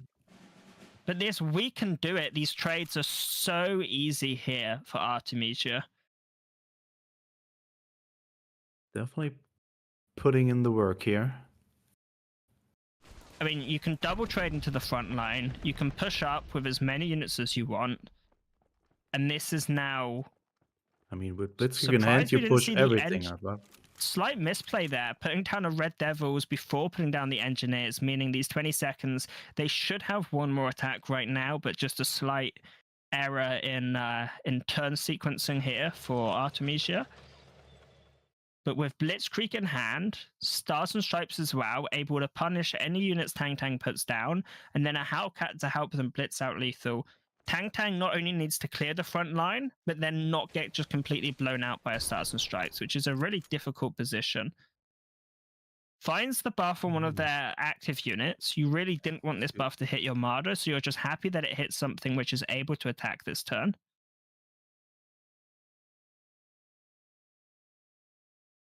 Available in the hand, Stutzen, 5th Rangers, and Hellcat can all clear these units. Stutzen is probably the preferred one. Putting in the work here with the increasement of operation cost. Do this, then you have 5 left. You play the Schützen on the second Red Devils, or on the 22nd maybe, to deny the draw. You can't Stutzen the second Red Devils if you attack the first one, right? You've got 6 credits. Oh no, you... No, you can't. You're correct. No, you go down to 5 credits if you attack here, and then you need 6 credits. Also... Yeah, exactly. You can't. Yeah. Yeah. Holding the Schützen back, utilizing the 5th Rangers, but... I mean, are we just going to see a Hellcat Blitzkrieg here? You can go Hellcat Blitzkrieg. That costs you 7 credits. It's not lethal, so we may just see a Stars and Stripes here to clear this support line. However, there are many blitzers available for Tang. These players really putting it in against each other. Juicy, we can do it here. Stars and Stripes here. I'd like to see a PIR, and I'd like to see this Engineers pushed up to the front line. As many units in the front line as possible, make it as difficult for Tang to fight against your Blitzkrieg. We could also just see a Hellcat and hit face for 5 damage. I mean, 5 extra face damage is quite nice. Holding it back as a surprise factor for next turn. Just seeing the half track come down, not worrying about the bounce and just deciding I need units on the board to try and end the game with the Blitzkrieg. Now, going to have 7 damage from Hellcat. We're going to have 5 damage from half track. This is assuming the 22nd... Oh, the Engineers are killed. I think Tang has a lot of juice left in hand here. I might just trade away all. Artemisia doesn't have lethal. They don't quite have enough. But wait, if the Engineers survive... Oh, 35T additionally. 35T as well, off What's this top of the top deck? engineers with the Blitzkrieg, finds the lethal. 35T, the saving grace here for Artemisia, and just about snatches victory from Tang Tang. That mean, it was was 18 Artemisia's anyways. last turn. Tang Tang was at 18 health, right? Yeah, I'm pretty sure you had to kill the engineers there. Ah, there was something in the front line. Okay, I did not see. But yeah, pretty impressive. Really cool frontline mirror there. A lot of back and forth, and in the end, Artemisia taking the win here. Although yeah, they had a really, really tough start into the match. Had to fight it Red Devils turn 1 from Tang Tang.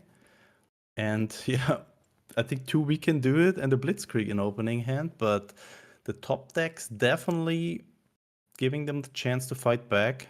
And yeah, Artemisia with a 1-0 lead. Now, next matchup coming up, we've got Jagro here for Tang Tang, Artemisia on their Germany-Japan mid-range deck. Tang Tang with Jagro. Pretty okay starting hand here. Not moving up the bicycle, deciding to use it for the 35T. We do see this occasionally. However, in this particular matchup, I feel like it might have been worth it to move it up. Yeah, since this German deck is not having too many 1-drops with Blitz. There's also the possibility that your 35T just gets hit by a careless talk anyway, and then you feel really bad about holding back these bicycles. Now, Artemisia has a couple options. The problem with the Aichi is this 2-op cost is really, really slow. But when we see this 22nd come out, we're going to see a little bit of an awkward position here for Artemisia. You can obviously blitz out this Heinkel and hit the 22nd, but the Heinkel will almost definitely get killed straight away afterwards. Tang Tang going for the draw here, recognizing that their hand is kind of small and also not too much good stuff in hand. So getting some good things back, or not going for 20 seconds. You can also just go Wilbur into the front line maybe for the additional pressure. Also, it stops the opponent from playing a Heinkel, for example. I think you need to start generating draw, though. There's a chance your opponent doesn't have Heinkel in hand, and the sooner you get this down, the more value you get out of it. It's something which builds value over time just by sticking about. Unlike the Marder, where it gets value when you do something, the 22nd gets value by just existing. And this forces out this Heinkel here. And this is a really awkward position to go for it, but maybe holding it back, just going to pincer up the Type 94. This allows you to trade into the bicycle. It also leaves you with 2-5 on board, which is actually quite powerful stats when it comes to this matchup. Yeah, if you compare Now- this with the, Volks Grenadiers that are for 3 credits at 3-6. Here for 3 credits you get a 2-5 and you have a pincer effect that is also pretty strong. mean, Yeah, If you can attack with this unit once, it becomes a 3-6 as well, you know? yeah, absolutely. And 2-5 is pretty strong against Jagro. I mean, they can just kill with the raiding brigade, but usually I want to utilize this one on other stuff. Now we see Tang Tang push up the front line with the Whirlwind to trade away the Type 94, but Artemisia was able to respond with a Whirlwind of their own and trade out the front line. Now Tang Tang needs to decide how best to re-establish themselves. I don't hate going for the Dina, but the only concern with the Dina is you do leave your 22nd to potentially be vulnerable. If you push up a second Whirlwind, this protects it from Heinkel. This stops Artemisia going for plays like a Yag Bomber or something like this, as it does come down pinned. So do you push Yokosuka up here, or do you hold it back in your support line? I think you need to. At least play. No, I guess yeah. If you hold it back, this means if Artemisia pushes the front line, you can go Dina, find another 1-drop. You can put 2 Japanese units down, and you can trade into practically anything in the front line. Oh, I was Rather. thinking place Heinkel before killing the Whirlwind there. Heinkel comes out, kills the 22nd, but Artemisia, they have drawn 3 cards from it. Audacity is a really strong find here. That's... May not want to go for it straight away. I mean, the worry is you really want to use this with the Marder, and if this hits the infantry, your Marder then dies. Gonna see It's it come out also a this good turn. late game removal against stuff like the FW, right? If you combine it with an IG, this Audacity is just dealing 5 damage. But I think in this situation here, it's also not too bad to have a smoke screen 3-2 on board that can just trade into this Heinkel, for example. This also is really difficult now for Artemisia to establish many large units on board, because with a second Aichi on hand, this can get buffed up and then you can have a 5-2 bomber, which is really quite scary. This also, having a fighter down protects you from getting hit by the Heinkel. Now, if we see a type come out here, this allows Tang Tang to trade into the Heinkel, trade into the tank, and their Aichi is protected by the fighter. So this could be a really, really powerful turn here for Tang Tang. And it might just put Artemisia in a position where they're not really able to come back from this. I mean, look at the amount of value here. Mother additionally. Draw a card, get rid of one of Tang Tang's draw engines and Tang Tang's tank. Oh, sorry, Artemisia's draw engine and Artemisia's tank. Artemisia in a really, really awkward position. What do you bounce here? You can't bounce the Dina. If you bounce the Dina, there's just more 1-drops on the way for Tang Tang.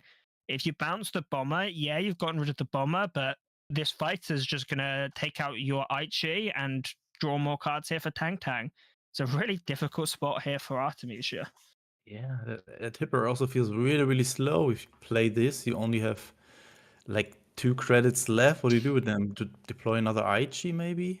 And I guess you have to go for this this Careless Talk, but Tang Tang has so many ways of playing around Careless Talk in hand.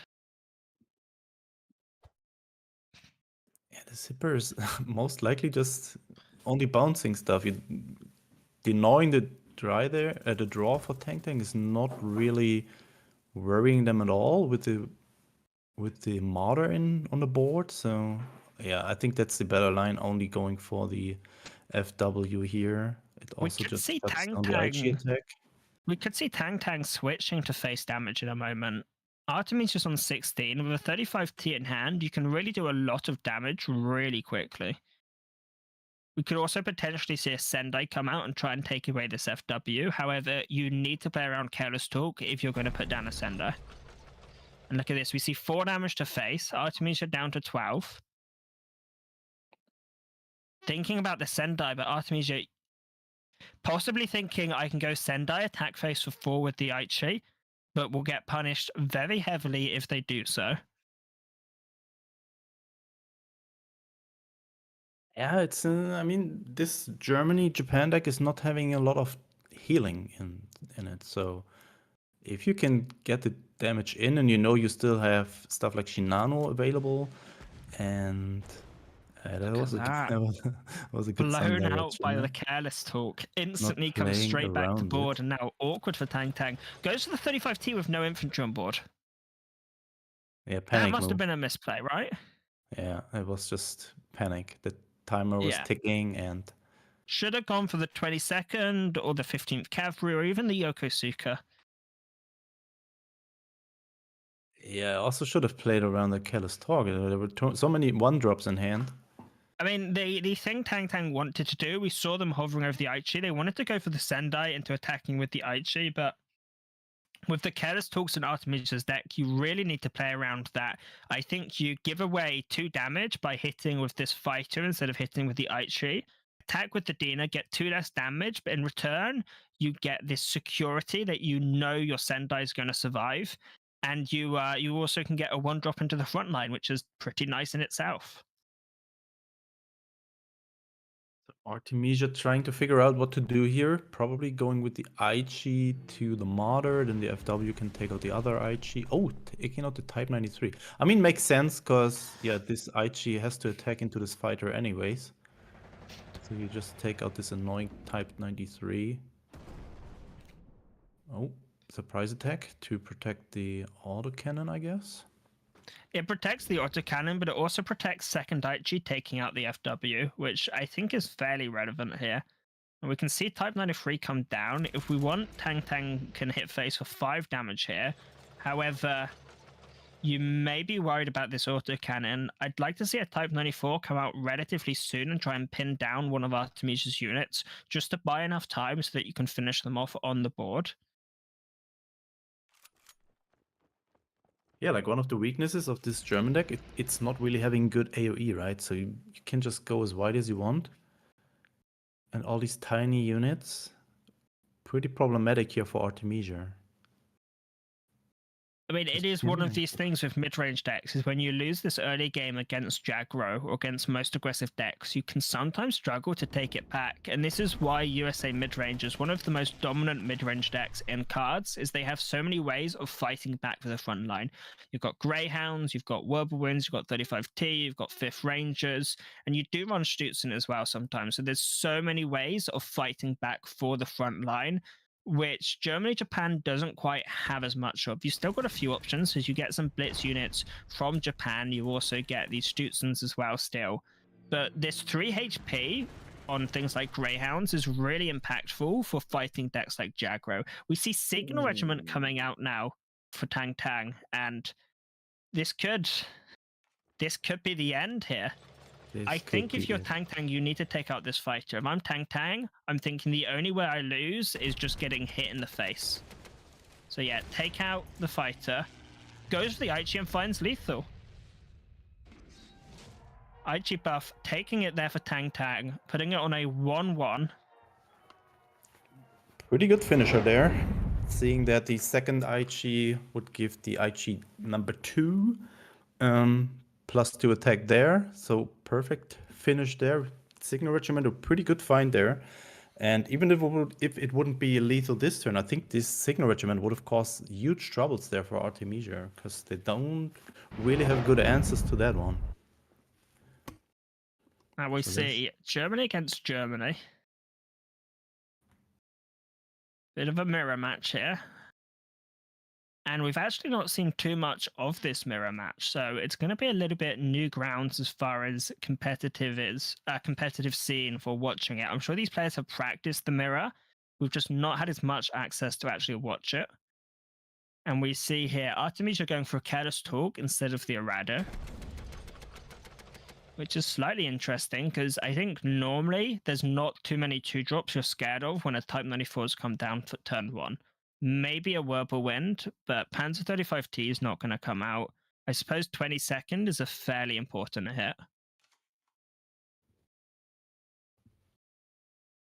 Now, can put down the Arado or a Type 94 of their own. Just going to go for the Aichi, pass back the turn.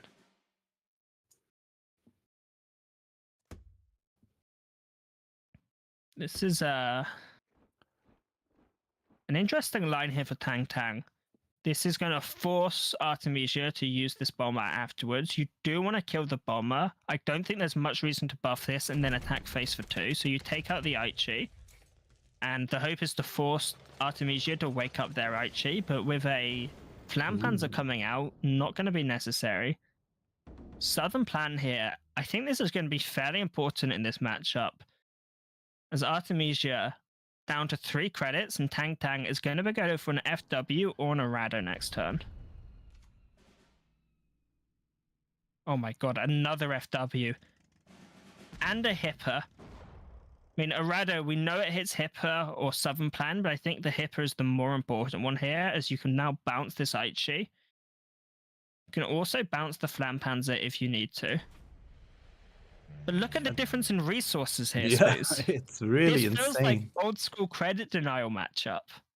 If you can play Southern Plan on curve, it's just so strong. I mean, Tang Tang with 7 credits here, while Artemisia is still sitting at 3.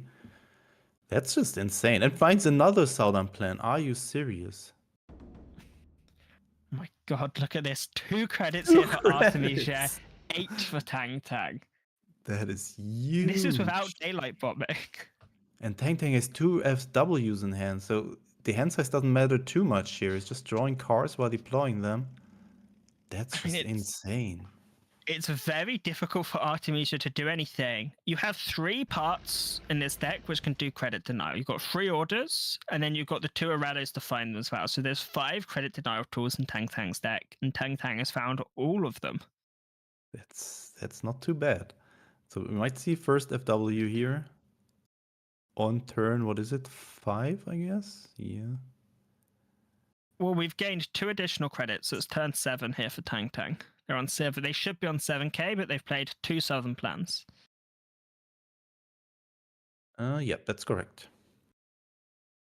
Artemisia has lost 2 credit slots and didn't gain 1 as well, 1 turn. So Artemisia is down 3 credit slots. Tang Tang is up 2. So Artemisia would be going up to 7 normally at the start of their turn, but instead only going up to 4. Yeah, and all these high operation cost units from Artemisia are really backfiring with only having access to 4 credits. I mean, normally if you have the 9 credit slots like Tang Tang does, you don't mind 2 operation costs. But when you're on the receiving end of it, you really, really do mind it. Artemisia has to figure out how to dig their way out of this. There are a couple good plays here. You can trade into the front line. You can take out an Arado or a Type 93, and you can even pin this FW. Put a 15th Cavalry in the front line. So not completely over here for Artemisia, but the resource difference in credits. I mean, Artemisia has the cards. Tang Tang has the credits to play them. So it's... I mean, yeah. I think the FWs in Tang, so he's most likely having 1 more card at the moment. But yeah, that's just a huge difference in resource management here. Like, look what Tang can do, and what I mean, for the amount of credits, 4 credits, dealt quite well with the aggression here from Tang. But I think over time, problems will just increase here for Artemisia. If another FW comes down, that's just a lot of stats on board there. It really is, and Tang Tang is going to be able to get a Whirlwind in the front line before Artemisia can start deploying their own FWs, which means normally when you deploy your big fighters second, your opponent is already hitting you in the face with theirs, and you have to use yours to kill theirs or you're going to lose the race. When yours are coming down pinned, that's even worse. That problem is just made far, far worse, and we see here, Tang Tang, it looks like they're trying to set up space for an autocannon. So I'd assume that this is why Tang Tang has tried to clear the front line and clear the back line. And there we go. Autocannon comes down. Pings for 1.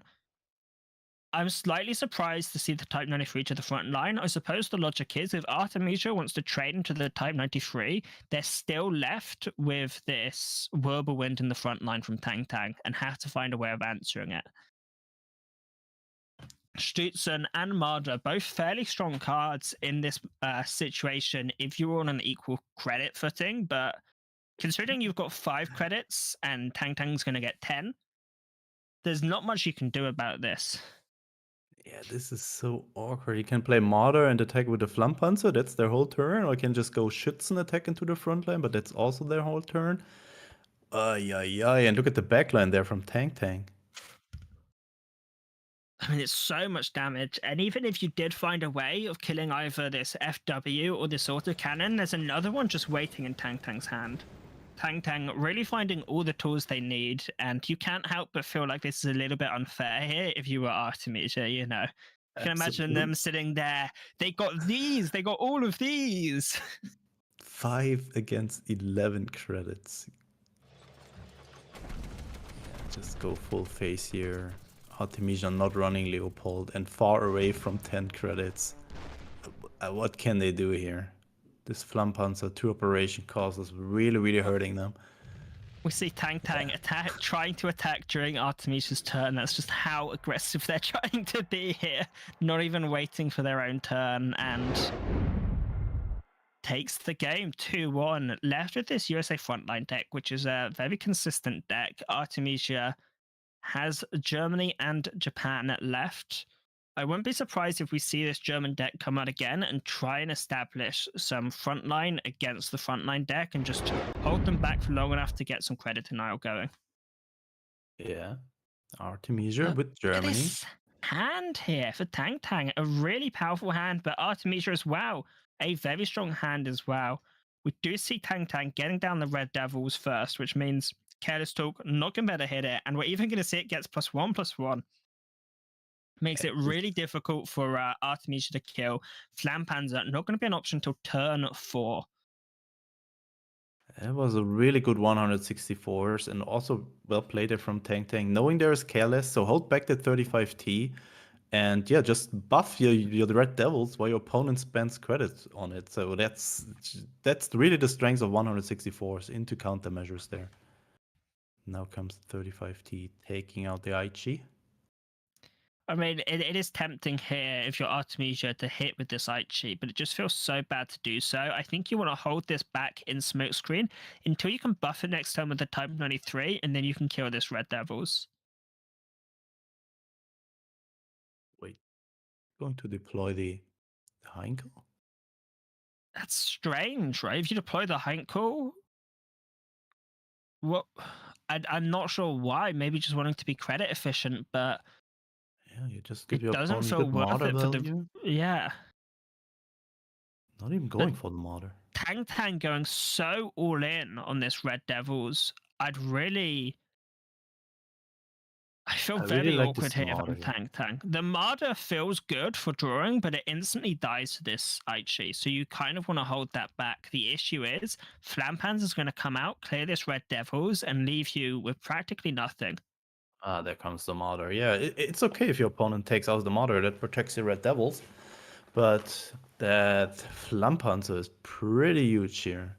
I mean, we are going to see the Flampanzer taken out from Tang Tang with this 35T. It's an option for Tang Tang, and Tang Tang really needs to find a Sherman very soon. Because as this game goes on, Artemisia is more likely to find their tools, which combat frontline really nicely. This 101 is really nice in this autocannon as well. If Artemisia can establish a foothold in the front line and back it up with an autocannon in the support line, it's really difficult for Tang Tang to get the extra value they need. That front line just capitalizes on so much. However, there's still the pressing issue of 35T Marder for Artemisia. It's a big problem here, and Tang Tang is going to get a lot of cards from it. Are we going to see a trade with the Marder, hold back the 35T for the Aichi? He could go martyr, buff it with the 99 so it would survive. Yeah. Finds the Sherman, goes for the 99th route. This does leave you with a 99th on board, which just helps you get the Sherman off next turn if your opponent takes the front line somehow. Artemisia has ways to deal with the martyr in the front line there. Or with the Surely, whole if you're front going line. to kill this little infantry, you do so. No, never mind. You kill the Marder first, otherwise you generate an extra card for Tang Tang. Yeah, exactly. It's the 99s, not too bad. Can easily be taken out by the IG, but Tang Tang has the 35T in hand. I'm tempted to say go for the 35T now, just because you know you have this 5th Rangers to generate Sherman draw. There's often logic to taking a slightly worse route and ensuring the Sherman draw, but I think with these cards available here for Tang Tang, this is just a slightly better route. It's also really nice, now that this 5th Rangers has 5 attack, Stutzen has been one of the prime answers we've seen to 5th Rangers. Being a 4-5, it's able to trade into the Rangers and then heal itself and do a little bit of burn in return. But when Nice the 5th rhyme. Rangers has 5 attack, you know, you're actually losing because you're spending 5 credits for the trade and your opponent is only spending 4. And Another Artemisia with Sherman the here. all-in move here. Look at this. Also deploying Type 93 just to have something on board that can be pincered next turn, maybe with a 101st, because this backline is not looking too strong here from Artemisia. And there comes Tang Sherman. Sudden strike, taking out Type 93. This way is not going in Artemisia's favor. No, and it really looks like the USA frontline deck showing its strength against this Germany-Japan mid-range deck. And we've seen this issue a few times still. This Germany-Japan mid-range deck, when it's ahead, it's really, really difficult to combat, and it can be really, really oppressive. However, when it's behind against very high tempo decks, it can really struggle to come back into it with this lack of blitz, this lack of removal, and the lack of, you know, targeted deployment effects. It can be really difficult to come back when you're behind. Tang with 5, 9, 12 damage. that's not enough. So probably going for the trades here, at least into that IG. I think just. I mean, do you attack into the Panzer 3H with the 99s just to not give? I can You also go may as Sherman. well trade. Well, Going look at this this way front means the line. Sherman has 2 health and the 99th has 3 health. It just takes away the value trade here from Artemisia. However, I mean, if we're being honest, it doesn't matter too much. Not at this point, yeah. Aradu can only find best case is an Hipper here. Yeah, but even an Admiral Hipper, that's not going to buy you out of this situation. And this looks like it's going to be a Tang 3-1, most likely Another 3-1. progressing to the finals. Pardon? There's the Hipper. And yeah, the bounce, maybe buying one more turn, but if Tang finds the Blitzkrieg here. I mean, you're buying time, but you're not going to win the game with it. You need more than time to win this game. Absolutely, you need like a Leopold, but that is not an Artemisia stack. It did surprise me to not see the Leopold in this deck, because we used to see Leopold in a lot of different Germany mid-range decks. We even used to see it played in Heinz a little bit, so I was just slightly surprised to not see players wanting to put it in here. But maybe they've just decided it's a little bit too slow, and there's a lot of answers being ran to it already, things like Howcats, and even Wirbelwind or a Panzer 35T can prove to be a good answer. Bouncing the 101st. Yeah, it's only a matter of time now. So Artemisia not really coming into this game number 4 here. And Tang only waiting for the lethal damage, which might be coming in next turn. Artemisia could play Wirbelwind, Pincer do 101st, take out the 4-3, for example. But that's still 9. Yeah, that's still enough damage there from Tang. Yeah, and I mean, even if you could buy an extra turn, what are you buying an extra turn for? You're not getting out of this situation. I do like this Germany-Japan deck, but I really feel like its weakness is playing from behind, and it just really struggles to do so. I'm not sure what necessarily can be included in the deck to change that. We did see some people running this, I think it's the Volschmager, the 3-2 with Blitz and Fury. This did help a little bit in fighting back the front line. I do think maybe a slightly bigger focus needs to be put on survival rather than going all in on being oppressive. Can you say that name again, please? I plead the fifth.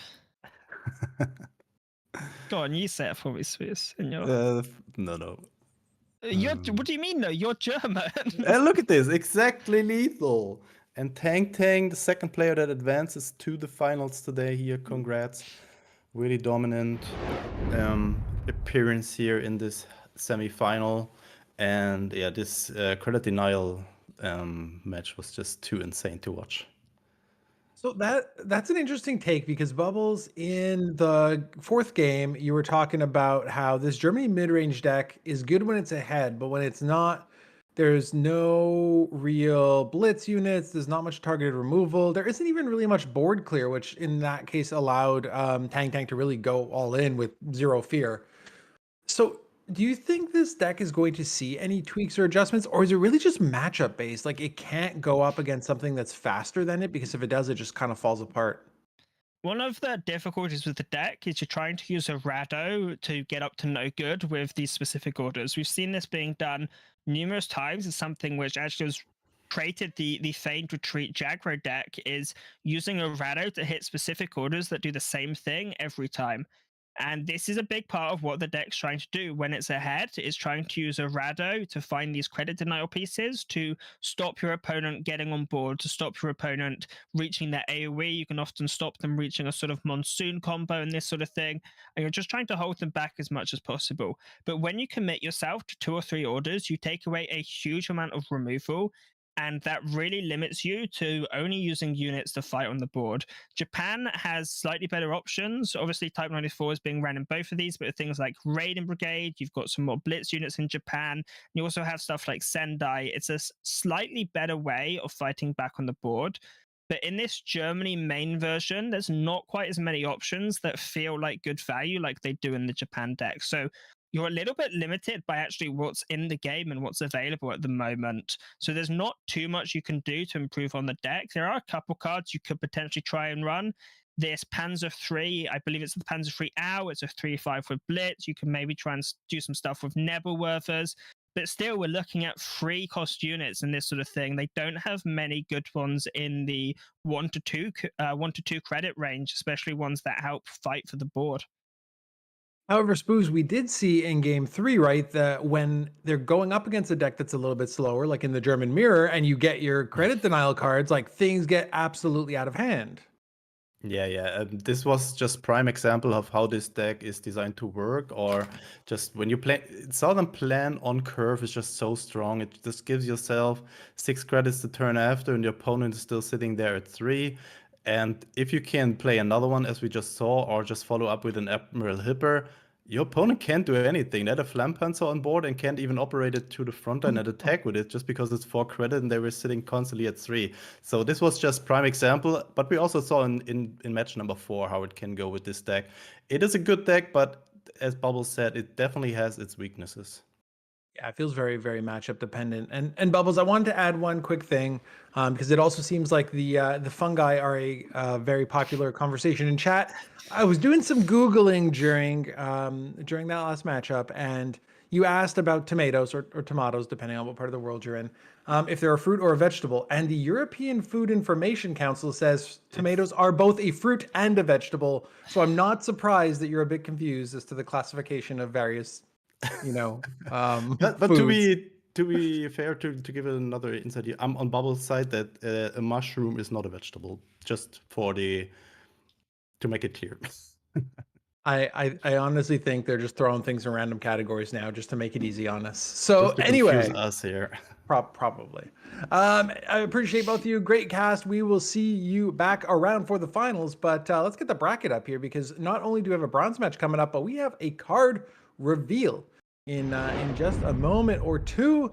So there you see Tang Tang defeating Artemisia 3-1, continuing that trend. So we'll have Bezio versus Artemisia in just a moment in our bronze match, with Zyer loser and Tang Tang going head to head in our finals a little bit later on today. Let's welcome back Berto and Starry. Welcome back, friends. We got a card to reveal, so let's go ahead and bring it up here.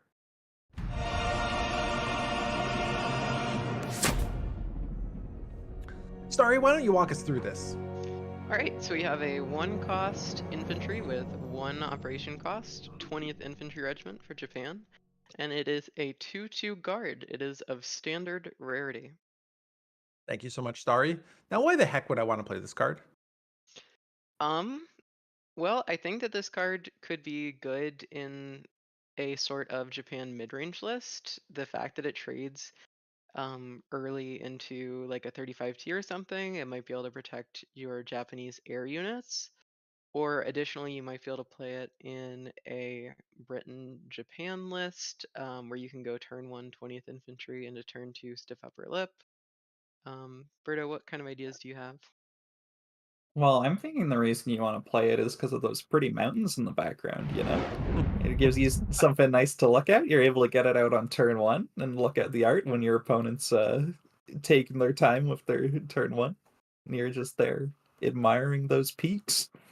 So you're thinking it's that good, right? Yeah.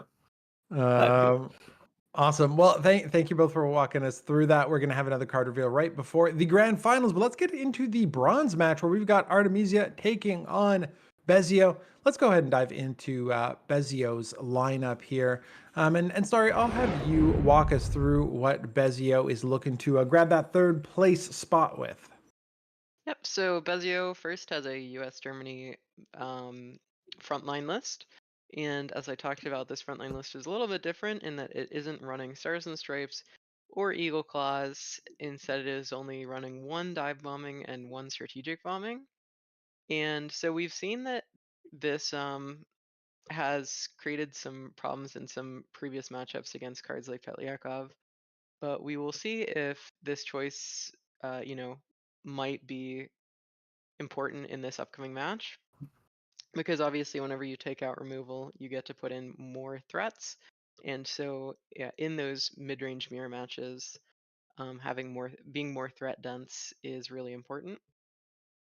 Next up, we have a Germany-Japan sort of mid-rangey list, and this list is tacked a little bit more to be on the heavier side. It's playing one copy of Leopold, one copy of Panzer III-L, and then it's playing Southern Plan, Admiral Hipper, and Burst of Fire. And so it's looking to close out the game with either like a strong Leopold or a Burst of Fire on a Comet or an FW-190. But other than that, we've seen a lot of this deck recently, and it's a really interesting deck. But as Bubbles was mentioning, it can be kind of hard to come back into the game if you don't have a commanding start. Next up, we have Japan, Germany, Chagro, and this list is pretty typical, except for the fact that Bezio is playing 3 copies of 24th Cavalry Regiment, which is crucial in generating value and being able to contest the front line in those aggressive and mid-range mirror matches. And recently we have not seen a lot of enigmas, instead relying mostly on expansion and playing some heavier units like, for example, Schutzen. We've been seeing a lot of Schutzen recently, and Bezio is apt to pick up on this trend, and we've seen it perform really well. And then the last deck is a Soviet Italy control list. We saw this a lot in World Championships, and I think the interesting parts about this list is that it plays one copy of 5-year plan, which generates a lot of value, but can also be, dangerous if played at not the right time. But there is quite a lot of health gain in this deck list. For example, the Fiats, the 7th Alpinis, and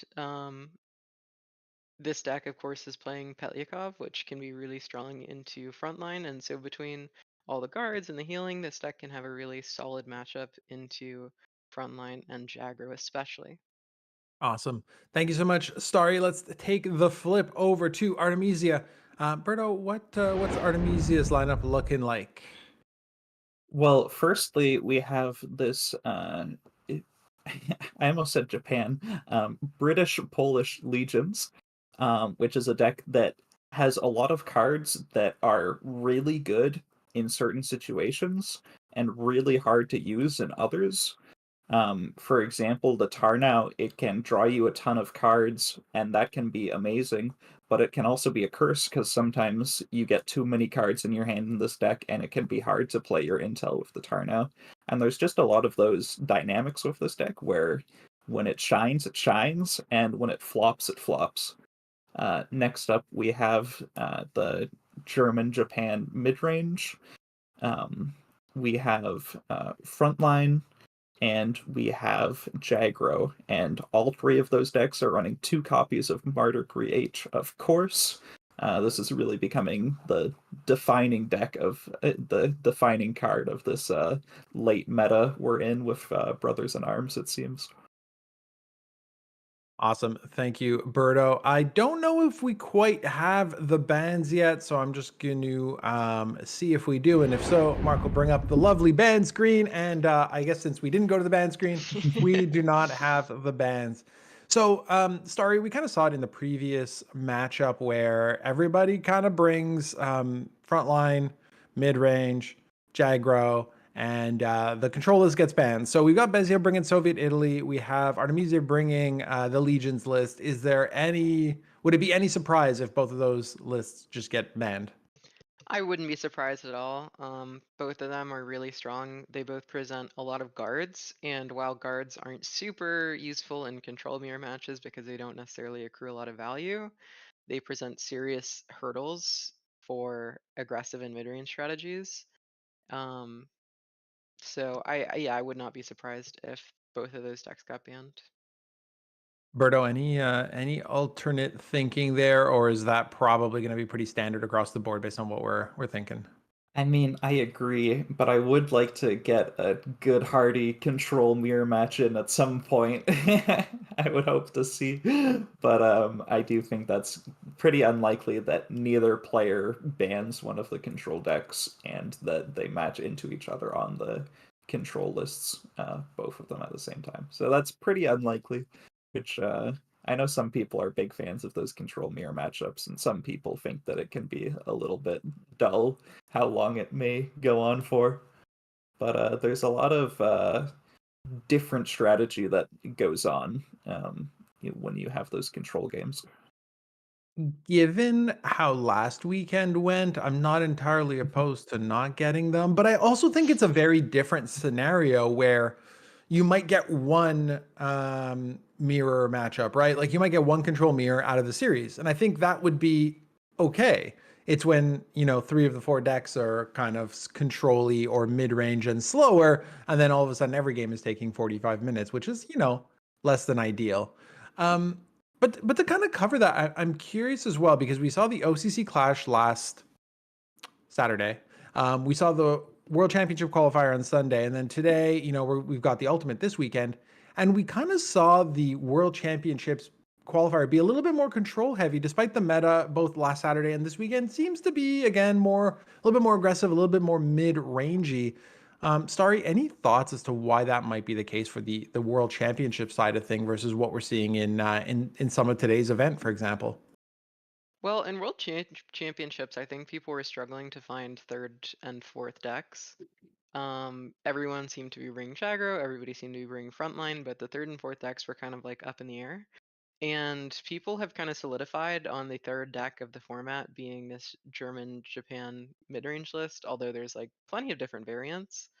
But that seems to be kind of the third deck, and that deck has the ability to take on aggro, take on control.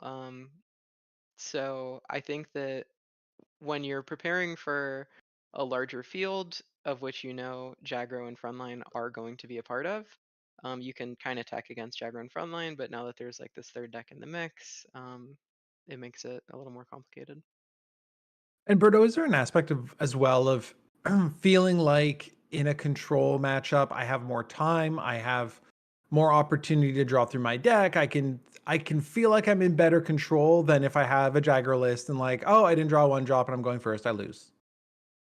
Yeah, especially when you're in these longer tournaments like the World Championship, where you have less ability to not have a game where it's just like, oh, I don't have a 1-drop or a 2-drop. I guess I lose on my aggro deck.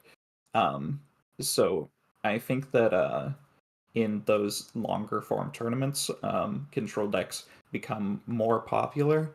And it's also a really good statistical sample. Like the top 128 going down to top 32, going down to top 6.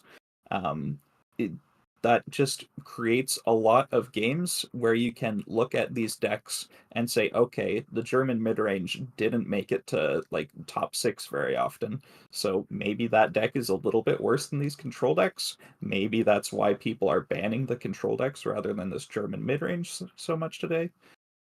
Yeah. That's a good call out too. And you had alluded to it earlier in the broadcast as well around, you know, you don't always necessarily get all the reps you need when it comes to, let's say, control mirrors and things like that. However, when you have a larger field, when you have more games to play, it does give you a little bit of better insight into what's performing well and what's a bit more challenging. So I can most certainly get that. Looking at Bezio's deck list here to change directions a little bit, Starry, you had called out for the frontline list, no stars and stripes, no eagle claws, no real back support line hate. Minus the strap bombing, which has, you know, its uses as well. Any thoughts into why Bezio might want to go that direction? Well, a lot of the decks in the meta, like Frontline and Jagro, don't care about the support line. And so trying to win those mirrors maybe could be on Bezio's mind, but I'm not 100% sure. It definitely seems like against decks that aren't Jagger and frontline, that aren't going to be contesting the frontline, that having some amount of backline hate would be really useful. And even against those decks, there's a lot of times stuff like Pathfinders or Martyr or Aichi that really does need to be taken out by an Eagle Clause. So I'm surprised to not see even like an Eagle Clause from Bezio, but I do think that people are generally moving away from like Stars and Stripes and those really heavy full backline clears. And Berto, you had called some of those backline clears a little bit of like a win more type of scenario earlier on in the broadcast, I do believe. I hope that was you and I'm not misquoting you here. Yeah, it depends on the matchup, but it can feel like that sometimes. Like if you're playing the frontline mirror or you're playing against Jagro with this frontline deck, um, if your opponent has the ability to take the front line, then that means they're able to play around, Stars and Stripes and these effects. And then that means you're in an even worse situation if you have these dead cards in hand. Whereas if you already have the front line, you're in probably a reasonable spot. And then is the effectiveness of Stars and Stripes even important at that point if you're already, in control of the game because you have the front line. Right, that makes sense. Your goal for US frontline deck is to maintain the front line, and if you've got that, sure, you're forcing your opponent's cards into the support line where you can do some damage to them, but in reality, you've got what you want and you're in a good spot. I do think the Eagle Claws, especially for the prevalence of the Aichi and now this German mid-range deck in the Jagro list, probably has its uses, but I can definitely also see how it can feel like a kind of win more list or win more card when your list is already kind of in control of what it needs to be. Here we have the bans. Thank you all for your patience. We have made it. We have gotten there. Shockingly, Bezio's Soviet Italy control list is banned, and Artemisia's Legions list is banned. I don't know that we need to dive into too much more discussion around that. I think we kind of called it out and saw exactly what it was supposed to be. The Legions list was fun to watch, though, in that first game, so I was hoping to see it again, but looks like we'll kind of see this similar mirror sort of lineup here. As to what we saw before, with a few little nuances within everybody's kind of lineups, like we were mentioning, right? Bezio has no Stars and Stripes or Eagle Claws. Bezio does have like Leopold in the Germany mid-range list. Burst of Fire is in there as well. I do believe Artemisia on their side, the Germany-Japan list, if I remember correctly, Berto, seems to be lacking some of the credit denial, I think, that is in some of the other ones. Yeah, I was a little curious about that. It does run 2 copies of Errado, but I'm not even seeing what orders you're going for. I only see Admiral Hipper as the only order in the entire deck, yet there are 2 Errados. So unless I'm missing something, that seems pretty crazy. That was kind of my take as well, where I was looking at it going, I was expecting to see the little red line that shows the 2 Southern plans in there, but they don't seem to be there, which was a bit strange considering, yeah, there are 2 Errados, and while Hipper's a nice card, I don't know that you need that much consistency to go grab it. Feels a little bit off there.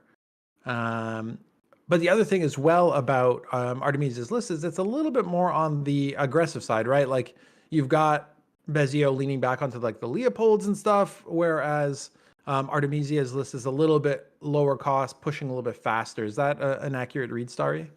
I think so. I think that's pretty accurate. So curious to see if, again, we saw some challenges where that Germany list couldn't get in fast enough and kind of got boxed out of the front line, couldn't do enough damage to clear a wide range of units that, either frontline or even Jagro is able to produce. So I wonder if getting there faster might be a little bit more beneficial when we're looking at the matchup versus frontline, looking at the matchup versus Jagro, and actually even looking at that Germany mid-range mirror match, because we've seen it a few times now, and the credit denial played into a big part of that when it came to the last series, right? Where Tang Tang just went off with a huge amount of credit denial and really just won that game through being faster. Is that, Berto, now that we've seen that matchup a couple times, is that sort of how that feels? Like whoever can kind of just get off faster is going to kind of win the game because there isn't much of a comeback mechanic in these decks?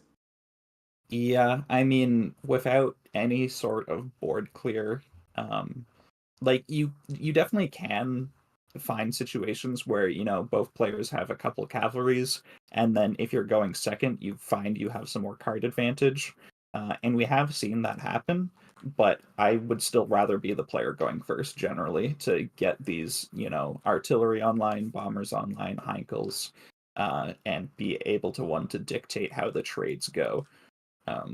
So I think you're right that it is important to get ahead early and to be the person, with the immediate pressure, but I don't think that's the end all be all necessarily in every game you play against these decks.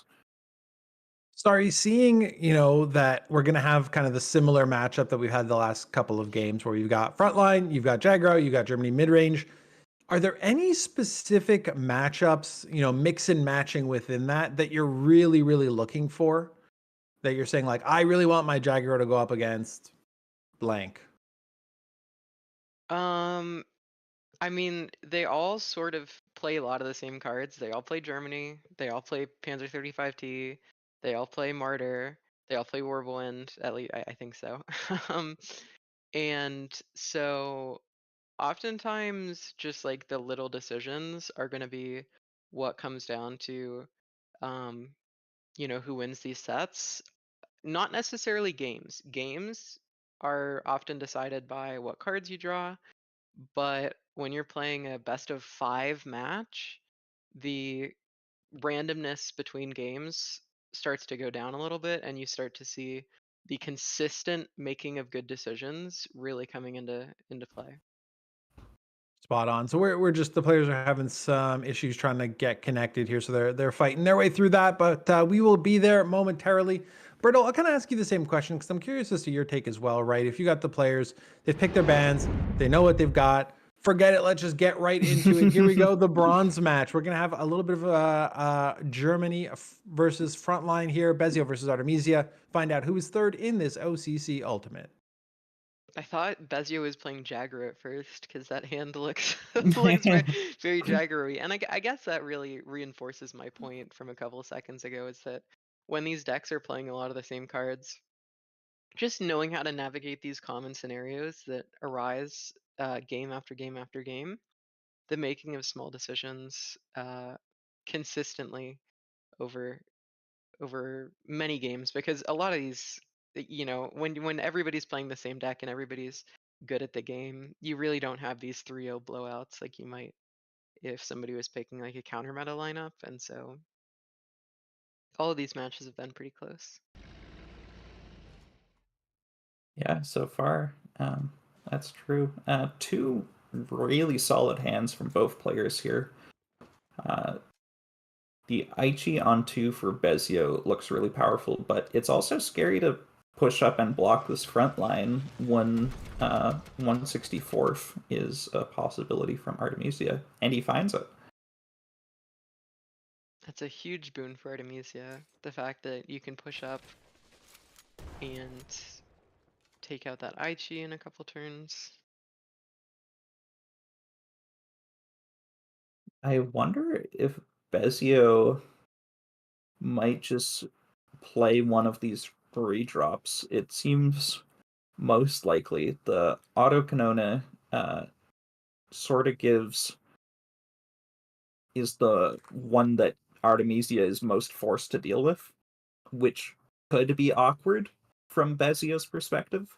Although we know Artemisia has the 109th Combat Engineers plus the Panzer 35T to deal with it. True. I actually would really like to see the Panzer 3L here, because when it gets the attack bonus due to having a bomber, which even if Artemisia takes out that Aichi, Bezio is still going to have a bomber, that trades really nicely into the Red Devils. It Yeah, I does like to see get it too. punished a little bit by a 99th, but Artemisia doesn't have 99th.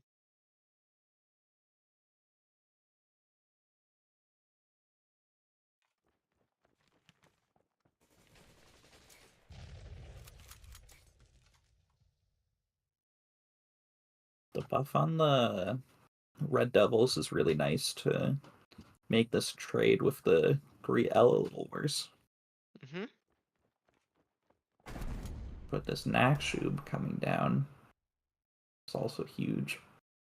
Not so much this turn. You're probably just moving up. You could play a Type 94 if you wanted to.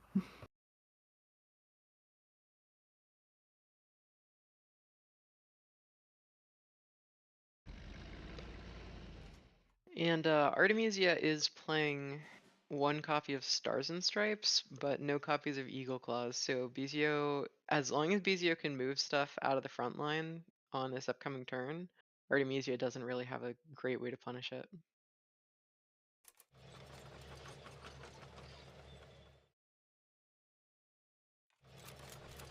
I think we're going to see the value trade. Yep, going into the 1-1. Does Bezio run Nebelwerfers? Let me take a look.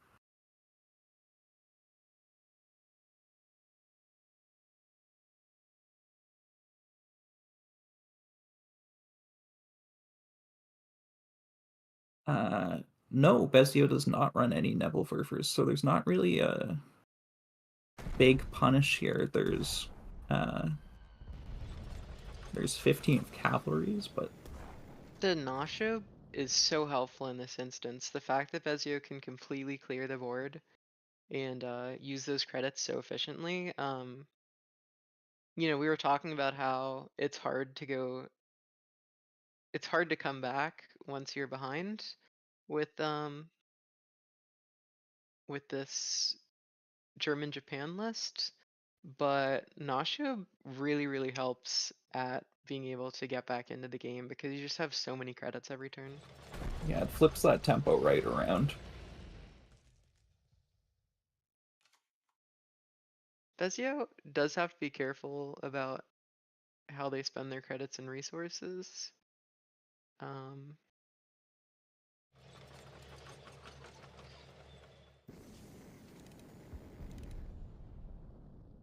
If Artemisia can get that Greyhound to the front line, then you could get a really big draw off of Sherman, and that looks like, oh no, Artemisia is missing one credit to be able to do that. So I think that Artemisia is probably just going to trade the half track into the martyr to avoid getting any more value off the martyr. But unfortunately, Bezio draws a second martyr at just the right time and is able to play FW190 while holding up Careless Talk, which seems really difficult for Artemisia to handle when they need to play the Greyhound to get the Sherman, and even still, that's just a slow play. Bezio is so ahead on card advantage. Yeah, I mean, the Martyr just does so much work, especially when there's not something like a Pathfinder's to deal with it before the trades come out. I mean, you think about, Panzer 38T, it's a very similar statted unit, Grey cost, 1 operation cost, 2 Grey instead of at Grey 2, and it just draws you 1 card. And you take a look at how many cards Martyr has been drawing this game, and it's It like usually averages like 2 or 3. 2.5, yeah. Yeah. It's like Convoy, but also has a 3/2 body attached to it. And your opponent has to spend resources to kill it. And now, if you're Artemisia, what do you even do here? I'd concede it. Yeah, I mean, honestly. If this was a ladder game, I would 100% concede. Alright, And Bezio there we takes see game it. 1. We called the play.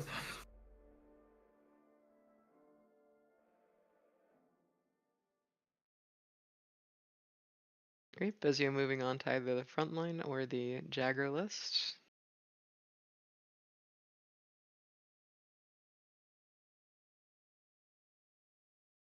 And I wonder what Artemisia is going to play into it. Often players will go for the Jagro list just because it's the fastest, but 164th has really made the Jagro into frontline matchup a lot harder for the Jagro side. Yeah, and it requires you to make really bizarre plays, especially during the early turns, stuff like holding back your 1-drop infantry so that you can get your turn 2 35T without it being contested by the 164th. Like there's so much more thought that has to be put into the matchup than there was before.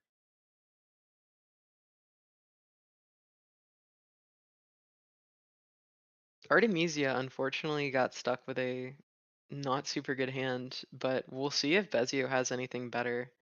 It looks like Bezio is looking to mulligan everything in their hand, which honestly, given what's in it, makes a lot of sense. Oh, but being able to play the turn 1 15th Cavalry, probably going to hold it back to play around the 164th, yep. But allowing that to curve into turn 2 35T, and Artemisia isn't going to be able to make any plays until turn 3, where they can drop a Martyr, a half track, or a Sky Train, none of which look particularly good. Bezio has a really commanding lead here. One of the rare situations where a Panzer 38T might have actually been better. Oh, but a Greyhound is huge. Good draw for Artemisia. Without drawing something like that, it was going to become hard to get back into the game. I think just playing a Dina is the best play here, as it sets up your expansion and your 35T in the future, you know, assuming that you don't draw, you know, double type 93 or something like that. When you called out the double type 93, I was And you really saw the ready first, for it. and you saw the Yeah. first type 93.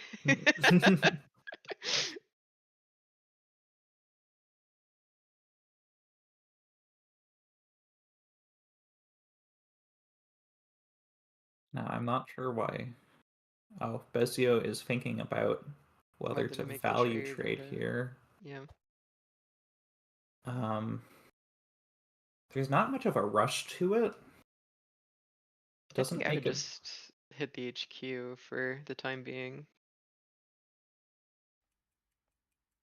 Yeah, I suppose if your opponent has another 1-drop and a 164th, you would want to trade. Well, no, that still wouldn't matter.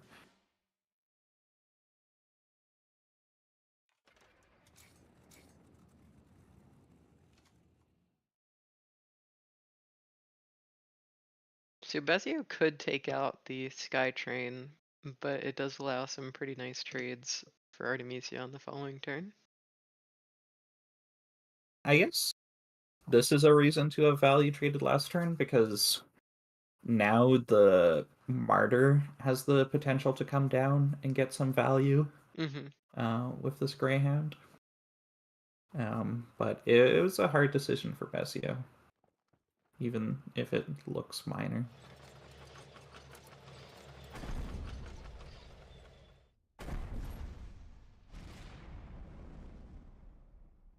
Are we gonna see the expansion come out? Yeah, I'm kind of thinking I would push up an Yeah. expansion. Oh, interesting. No expansion.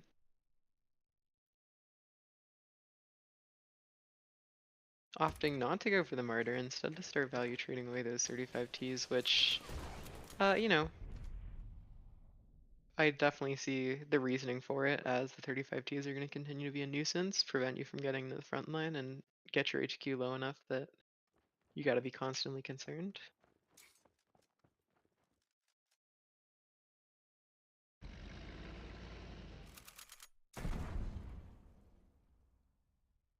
Surely you play an expansion versus dealing 2 damage here. I know you're scared about drawing the other 24th Cavalries, and that generally you want to trade out the 24th Cavalries first, but this seems a little extreme. Yeah, and I don't know. I'm curious to see if this decision is gonna come back to haunt Bezio. As of right now, it's gonna take pushing up that type in order to get the expansions up, or pushing up a type or a 24th Cavalry, but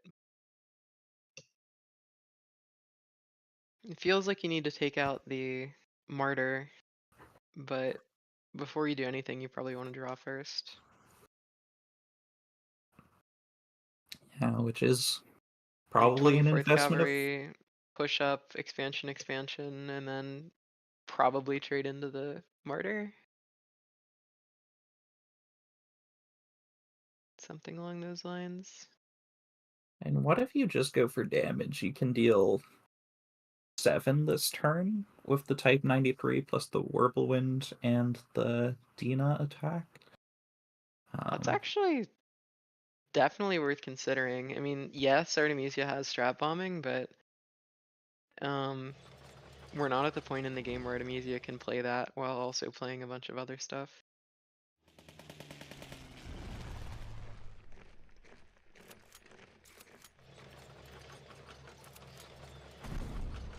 Interesting.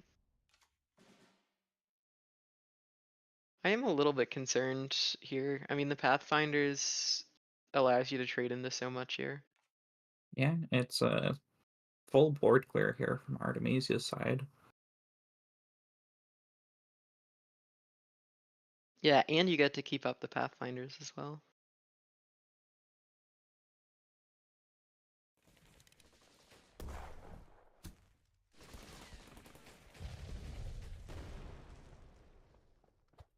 Slight positioning error from Artemisia, Yep, playing just a into little bombing bit. raid. So Bezio could go for Martyr and kill the Pathfinders. Could instead just opt to go for damage.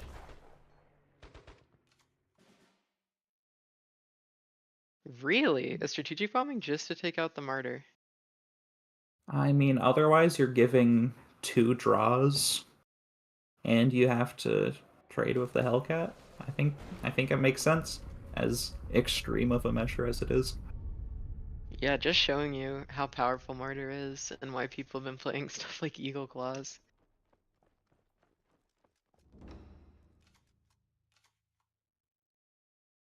The 24th's definitely not what you want to see, but the Aichi is really strong in this position. So can't be that unhappy about it. And that's the risk you take with expansion and 24th Cavalry in the same deck. Of course, yeah.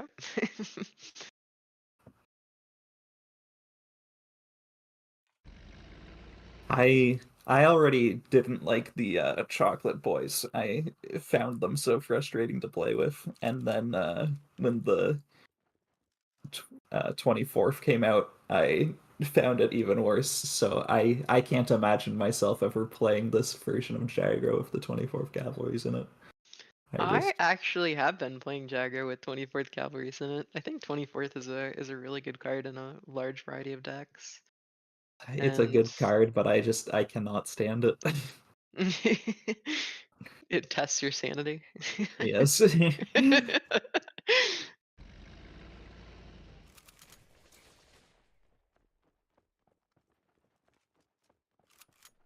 Yeah, Bezio is able to just completely hand dump. I mean, it's not like Frontline is gonna be able to wipe your board, and if they can't clear it, then they're just dead. I think Bezio is just hoping and praying that Artemisia isn't able to clear the board and get in for that final 5 points of damage. Yeah, and the other thing to consider is that Bezio has sort of been forcing Artemisia to use all his 1-drops at every point to trade and clear, so the likelihood that Artemisia has any more in his hand is very low.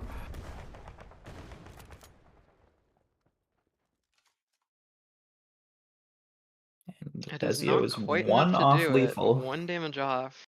But is there any way now that both Pathfinders and Strat Bombing is gone? Is there and Skytrain, Skytrain and Path or was it Skytrain was this game, right? Yep, it was. Yeah, so Skytrain can't block the bomber from coming in. Strat Bombing can't get rid of the bomber, and Artemisia has Stars and Stripes in their deck, but no Pathfinders. So I don't think Artemisia like has any ability to prevent that bomber from getting in. No, I don't think so either.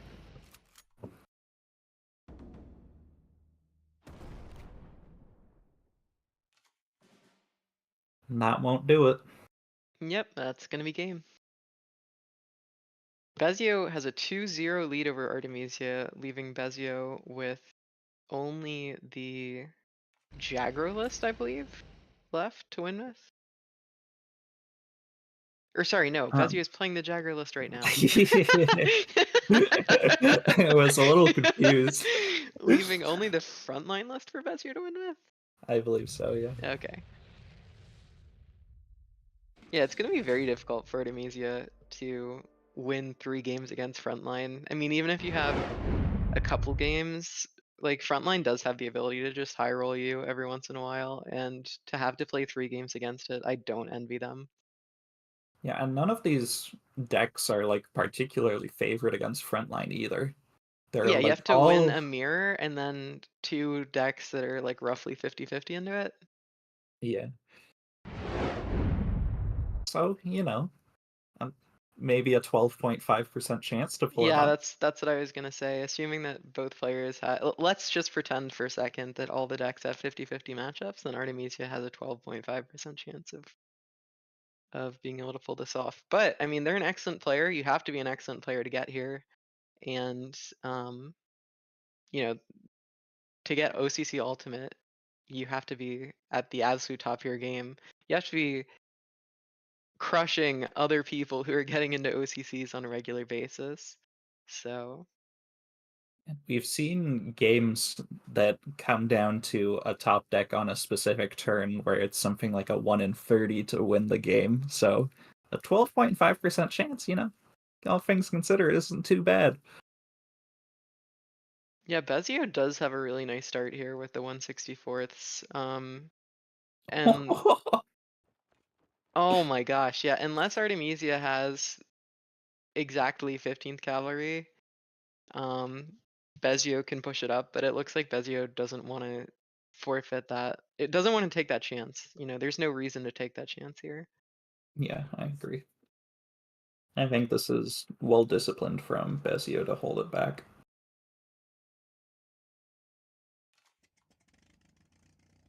And now Bezio is able to make that value trade into the Errata while pushing up.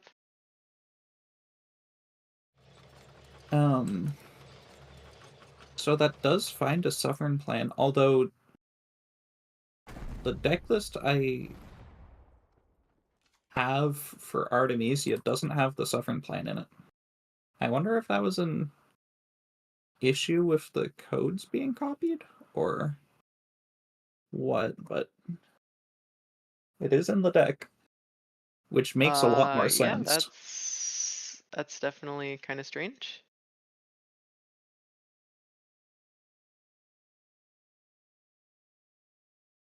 Yeah, the deck list that we have for Artemisia plays Admiral Hipper, and I believe that's the only order.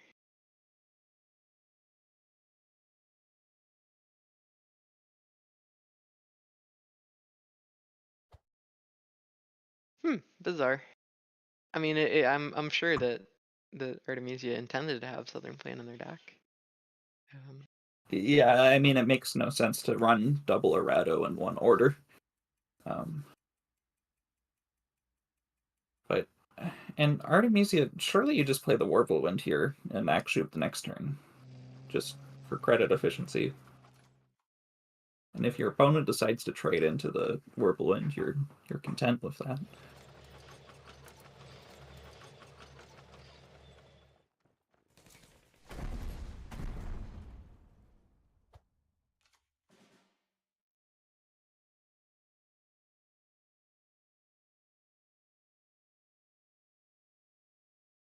You get the Shoebout, you trade, and then you get to get one of these screw drops online. I would imagine the 101st Infantry Regiment is pretty good just for the 2/5 body lining up on this board well. And you can pincer with the Nakshub so that you don't lose the pincer effect so easily.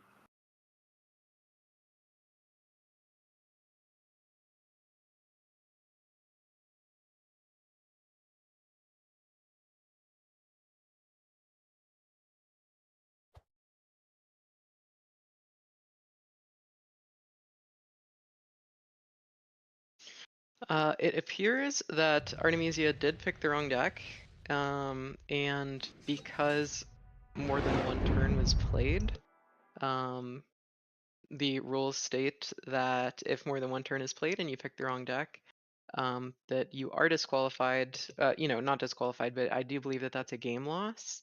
And I want to clarify that the reason that that didn't happen yesterday, we also had that same problem yesterday, but it was rectified immediately, and no turns were played. And so Ex- that is the difference between today and yesterday.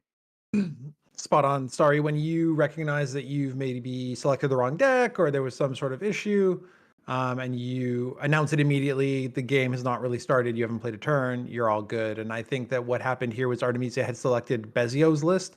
I don't know if, doing some scrimmages or preparing last night or something like that for today's game, had built the wrong list, selected the wrong list. And unfortunately, that is how Artemisia's day is going to end. So Bezio does get the victory 3-0 here, and move forward quite. Nonetheless, felt like Bezio was in a pretty solid spot in that third game as well. So I feel like the outcome would have been quite similar. But just curious, Berto, as we see Bezio come in and have a really, really solid bronze match here. Any takeaways from what really clicked in this series? Well, I think both players were, playing strong games. Maybe Bezio had a little bit of an edge in the gameplay, but I think it comes down to those first few turns with these decks. And if you miss those early drops, like we saw Artemisia miss the first few plays on frontline, it's really hard to claw your way back.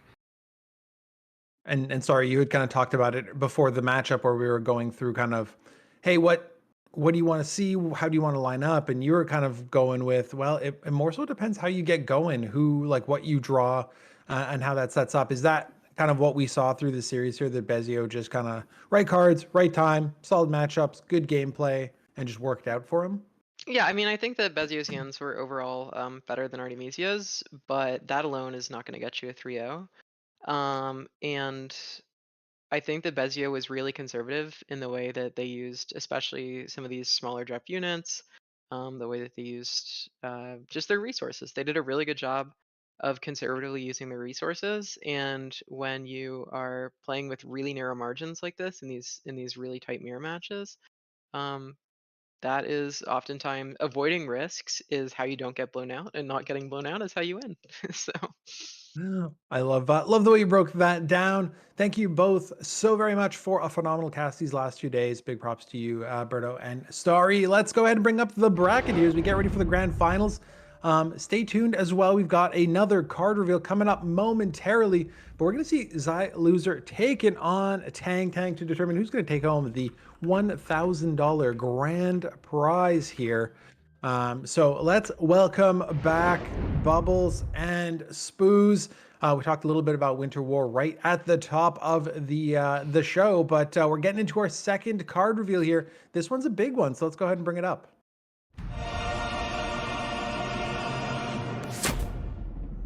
Bubbles, what do we got? Oh, we've got the Panther D. We do have a couple Panthers in the game, but getting another one here. It's an elite for the Germans. It's a tank, costs 7k and has 3 operation cost, 7/6 stats in heavy armor 1, and then attack damage dealt by this unit is also dealt to the enemy HQ. We've seen similar effects where we've got carryover damage, but this is full damage done. So if you hit a unit for 7, this will do the full 7 as well to the enemy HQ. So this could offer some reach to sort of Germany control to try and reach the back line. This could also potentially see some play in Bolster, in a Bolster the Ranks deck. If you play Bolster in this, it's going to have 10 attack. You hit a unit, you do 10 HP to the enemy HQ. That is a lot of damage. My only concern is that heavy armor 1's okay, but it doesn't have that much in terms of survivability. Obviously, it doesn't have Blitz. It might be a little bit overtuned with Blitz, but it might struggle a little bit to stick on the board. But if you can stick this on board, 3 attacks, that's 21 damage. If you bolster it, 2 attacks, that's 20 damage. You could die in a couple turns from this very, very easily. Anything you want to add there, Spooz? Yeah, I like how, first of all, pretty cool artwork on that one. Pretty clean and really interesting picture of the Panther D. But the problem with all these big units that operate for a lot of credits and don't have an instant impact, it's just so vulnerable to removal. And in the current meta, you don't want to spend the turn 7 deploying this and then just get it hammered, get it bounced, get it whatever, get it pinned. So on paper it looks really cool, but I think the meta needs to shift into something else to make cards like this really viable in competitive scene. But definitely trying it out has some cool effect. If you can make it survive on turn, that's a lot of damage and definitely a removal magnet from the opponent. Yeah, you were talking about a little bit about that yesterday as well when we revealed the bomber, and you're saying like no immediate effect for something expensive, probably not going to get the value I'm spending credit wise on it, right?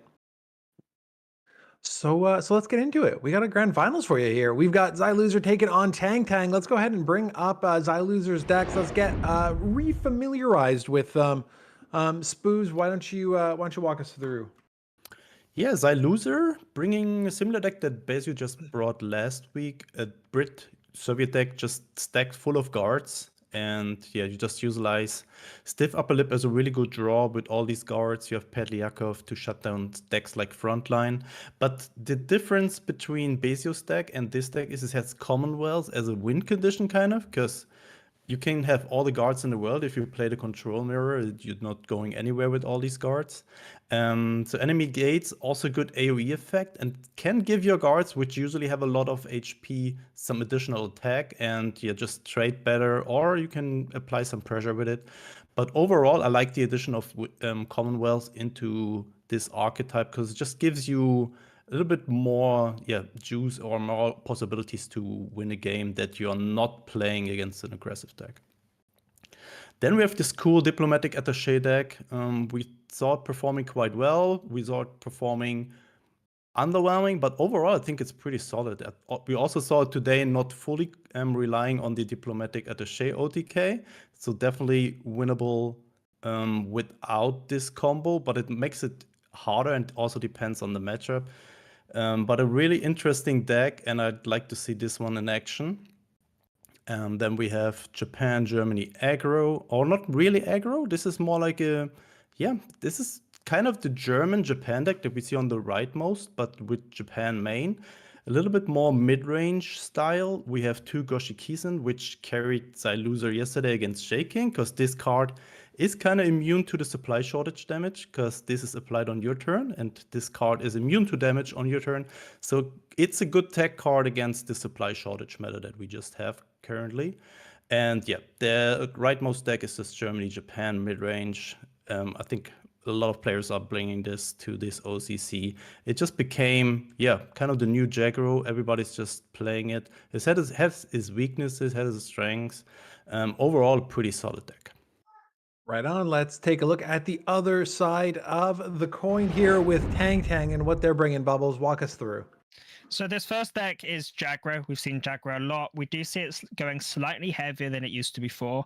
And like I said earlier, there's a lot of cards being rotated from this in the rotation list. So it's possible that this will go even later than it did before. It's going to be really interesting to see how this deck tries to survive the rotation and the expansion. But a lot of cards we've not seen yet, so we don't really know what the options are going to be.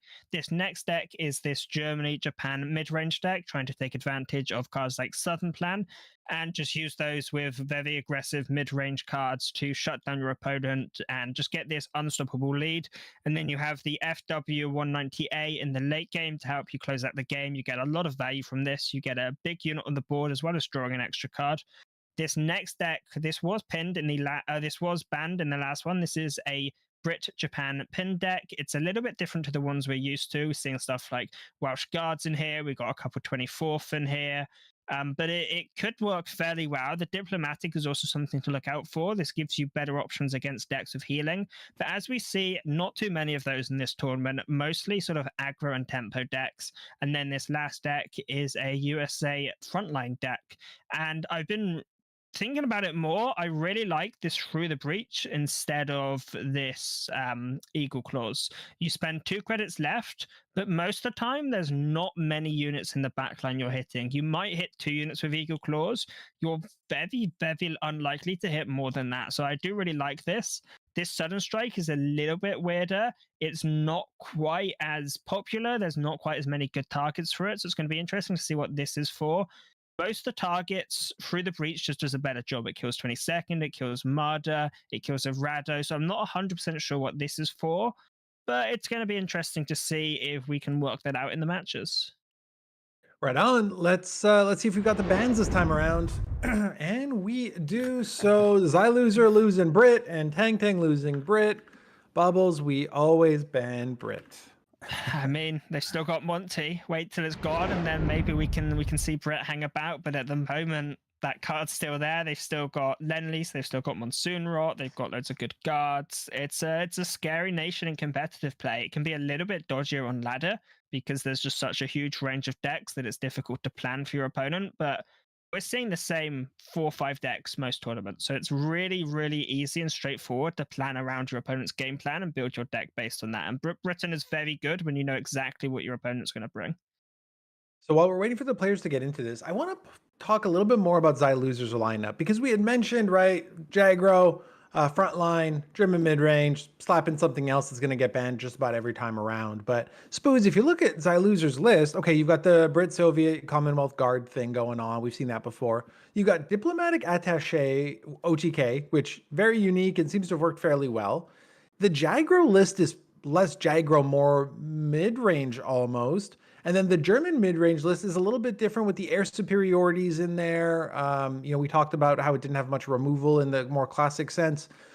What do you think was kind of Zai Loser's thought process in building out this lineup as we get into it? Yeah, I mean, OTK decks we just saw last week, they can just surprise the opponent and also just are pretty good against control matchups. Because, yeah, your opponent is not applying a lot of pressure. You have a lot of time to find your combo. And yeah, also the Japan-Germany and Germany-Japan kind of equal decks. It makes it hard for your opponent to, just ban this or just have a good, good matchup against this. And this is a pretty good starting hand here for Tang. Spooz, look at this mulligan though for Zai Loser. 2/24 in that opener, and Nashub and a 15th cavalry. Even if you kill things, you don't have anything to go into very effectively with this 15th cavalry Nashub. Yeah. It's a really awkward opener, and Tang Tang has some good answers. Lots of cavalry. Have the flampanzer ready. Zai Loser needs to find the tools to win this game, and that is not one of them. Absolutely not. This is not how you want to start into an OCC Ultimate Finals. We might see Tang Tang go straight to the front line here with doubled 15th cavalry, and then Zai Loser probably has to spend this air superiority or another 24s. They only run 3 copies in the deck, right? Yeah, they run 3, so they do get to draw 1 still, but we have seen some people trying out 2, and at least you get to draw 1 of them here. It's a nice little bonus, but it's only really buying you time, and we've seen this deck can really struggle from behind. So if Tang Tang's able to get an early lead, it might be difficult for Zai Loser to swing it back. FW is a nice find here. If they're able to reach that 6 credit mark without being under too much pressure, it could make or break this game for Zai Loser. But are they going to reach it is the main question here. Not taking out the 22nd with the air superiority. We might see Tang Tang go to the front line this turn with double 15s. I mean, you can double 15th. You can also push up the 22nd if you want to. You're probably not expecting a second 24th in hand. Ooh. Going to take out the Nashub, knowing that Zai Loser only has 3 cards in hand. The Nashub's really interesting. If you take out the Nashub, this slows down Zai Loser reaching this mid-game a lot. It also means Zai Loser can't go for a trade into a Southern Plan. You might be thinking, Southern Plan is in Zai Loser's hand, I need to play around this, but here we see the 24ths coming out. And you're going to better realize this last one is in your opponent's hand when you kill this and they don't draw 1 from the deck. We're going to see this now. Tang Tang going to go for the trade. And look at this, Zai Loser not drawing anything, and Tang Tang goes, oh, I know what's going on now. And there you go, we see pushing up the 22nd.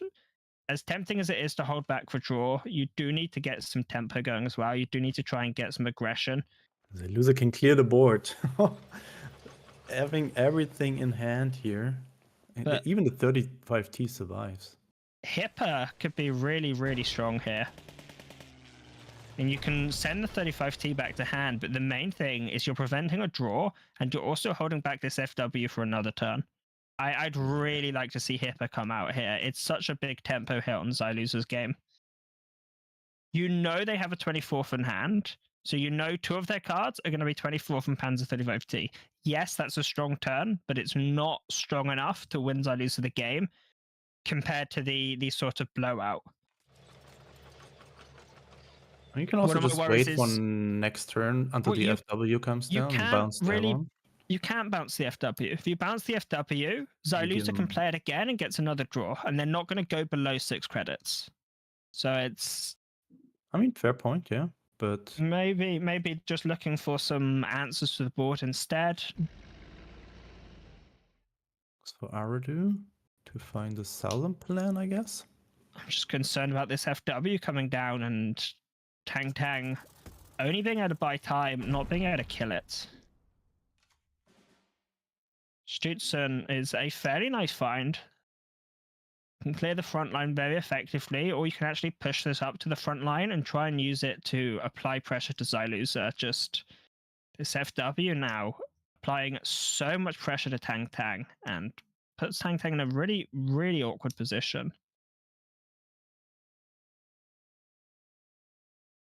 Yeah. And this is my concern if you don't go for this. Here you go for the Hipper now. I mean, Xyluza's going to draw a card on their turn either way. They'll draw one for turn, or they'll draw one for playing the FW. At least when you do this, Xyluza has to spend the whole turn doing one, and you do save yourself an attack from the FW. It comes out again. Just, compared to bouncing something else where your opponent doesn't get the draw, every card can be so important in this mirror. Yeah, and still, how do you deal with this when you're Tang? You can pin it one turn with the surprise attack. I mean, I think you have to pin it, maybe put a Stutzen in the front line. Once you have a Stutzen in the front line, you can buff it with the 101 next turn, and you can attack. Obviously, it gets the buff before attacking. You know your opponent has a 24th in hand. I really don't see the value in buffing this Type 94. I feel like Stutzen to the front line and prepare to buff it next turn with the 101. Because, a 5/6 Stutzen kills this and then becomes a 5/5 and does 3 damage to the enemy HQ. Believe it will also keep the pincer buff when it flips. I feel like this is a stronger line than putting this buff onto this Type 94. Because we know Xyluza has an answer to it. What Tang doesn't realize is Xyluza actually has 2 answers to it. And this is the concern here, is you've now lost this buff, and you're even further from killing this FW than you were just a moment ago. Yeah, that's really a beefy airplane there on the board. And Tang, I mean, what can they top deck there to really deal with it? Can just find their own FW. Yeah, your own FW is the main thing that will help at this point. I do feel like Tang maybe took the wrong route on that last turn and is now going to be forced to figure out their way out of this situation. Possibly hoping to not even kill it at all and just go face for as much damage as possible. You do have this Comet, so might be thinking, hey, I can just face race here. But it's pretty difficult to face race a 5/5 fighter. I mean, at this point, looking at Xyluza's hand, it can also be an option to utilize the Aradu to attack into the FW and then sacrifice the Comet, because you still have a lot of value left in your hand. You have the Schützen, you have the 22nd to refill your hand, you have a 101st that can go to the front line additionally, so you're not in the worst spot here sacrificing that Comet. No, it's just, if you sacrifice the Comet, and then your opponent has like a second FW, I mean, sure. what do you do then? Absolutely, but what other options is Tang? Hey, you can't play the 7 Schützen, this is just getting eaten. Maybe you sacrifice it, move it up, let it get eaten, and then you can finish it off with the Arado next turn. Oh, he's just playing the FW Yak Bomber. I mean, it's the same sort of effect. You get something on turn you get something on board that can try to pressure the FW or the HQ a little bit. But really good cards here still for Xyluza with this air superiority. Sudden Strike, not as nice as you'd like, but I mean, if I'm Xyluza here, I'm looking at this board, I'm thinking, I can trade into the front line. I can sudden strike this 22nd in the back line. And I don't really mind putting my FW on 3 health because it dies to this Yak Bomber no matter what. Can even go for the pursuit. Yeah, the pursuit is strong here. I mean, you can put down the Whirlwind, go for the pursuits. And then you've got 2 credits left that can use your Whirlwind, you can use your Ace Priority, and you can attack with the FW as well. So I think maybe, yeah, go for the pursuit. Gonna be interesting. Do we see the FW sent back to hand, or do we see the front line cleared? Puts back the FW, moves up, takes out the 22nd, and now you're in an awkward position for Tang Tang. Oh, I like that if one. you play this Yag Bomber, it just dies on the spot. Obviously, having the Stutzen is a really nice setup, but Zailu's only able to play around so many cards. There comes the Schützen. This Careless Talk could potentially be really powerful at dealing with this Heinkel.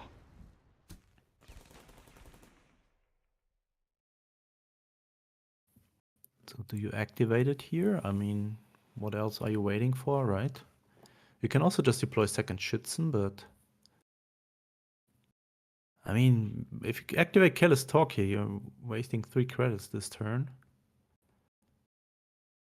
And I think you need to play around second FW from the opponent, so maybe you want to have the stats on board. Really tough to say. I mean, this Careless Talk...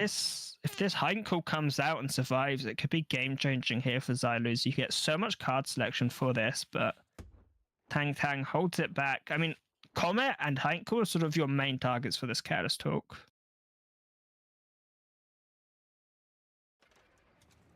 Here comes the Heinkel. What they get from the spoils of war. Going phase. Now look at this. You get to look at 3 cards and pick one. It offers you so much card selection and so much card quality. Finds an Aichi. Ooh, goes phase here. Sets up the pressure. Now, Tang Tang finds an FW, which could potentially be really strong at buying time, but really not sure about this Comet. Is this going phase? Are they base racing now? I suppose maybe he's going face, rushing the front line, put up the Careless. No, goes for the trade on the FW. That makes sense. But these bombers here for Xyluza are going to start eating away at your units. Nebelwerfer as well. I mean, Xyluza has a lot of credits to work with. If you can find another Stutzen, you can trade into this non-veteran one really nicely. So it'd be a really nice find here for Xyluza, would be another Stutzen. Do they get one? That's the big question. I think they would have instantly picked it, so I assume there's no Schützen in choice here. I mean, there's still quite a few strong cards left, right? A Yagbomb of your own is nice. Double Nebelwerfer is interesting. You can't put both of them down and hit with this Aichi, so you have to make a decision on how you play this. I think you do need to kill this Stutzen before it flips, so maybe go for the Aichi Whirlwind. Yeah. You just get such a tempo blowout.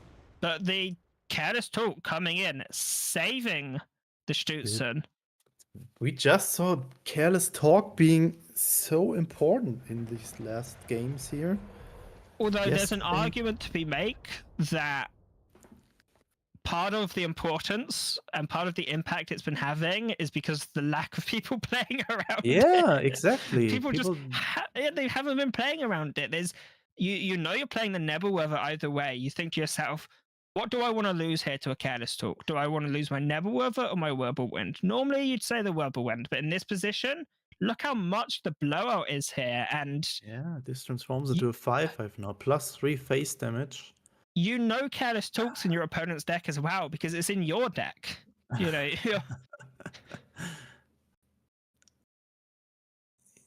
Yeah, we might see the Heinkel going down. Then one of the... Maybe trade out the... I mean, maybe you go face with the other one, or do you trade out the Nebelwerfer?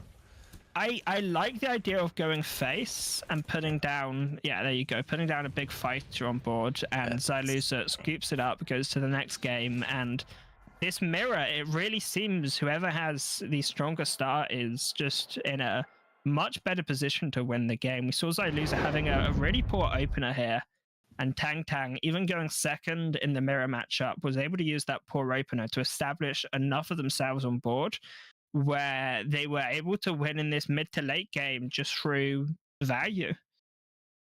Yeah, and we just saw that this FW and the Schützen are really carrying this deck in the mid game. And yeah, whoever has this early on board and can make the better trades there, yeah, is the winner at the end. So Xyluza still has a choice between 3 of the decks. Tang Tang has Jagro and Frontline available still. Now we see Jagro up against this Germany-Japan deck again for Xyluza. Xyluza going second, but maybe not too upset about it, as they do have quite a few tools to fight back. Rado can offer them some draw. Air Superiority and 15th Cavalry offer a way of answering this on turn 1. And I think there's a chance here that you just go for an S-up, kill this where you can, hope your opponent doesn't have a second 1-drop for expansion. Maybe they're looking to get a Panzer 35T. There's a lot of logic to just killing these the moment you see them. Yeah, and the question is, how do you do this? Do you spend your air superiority, or do you want to spend this on other threats later on?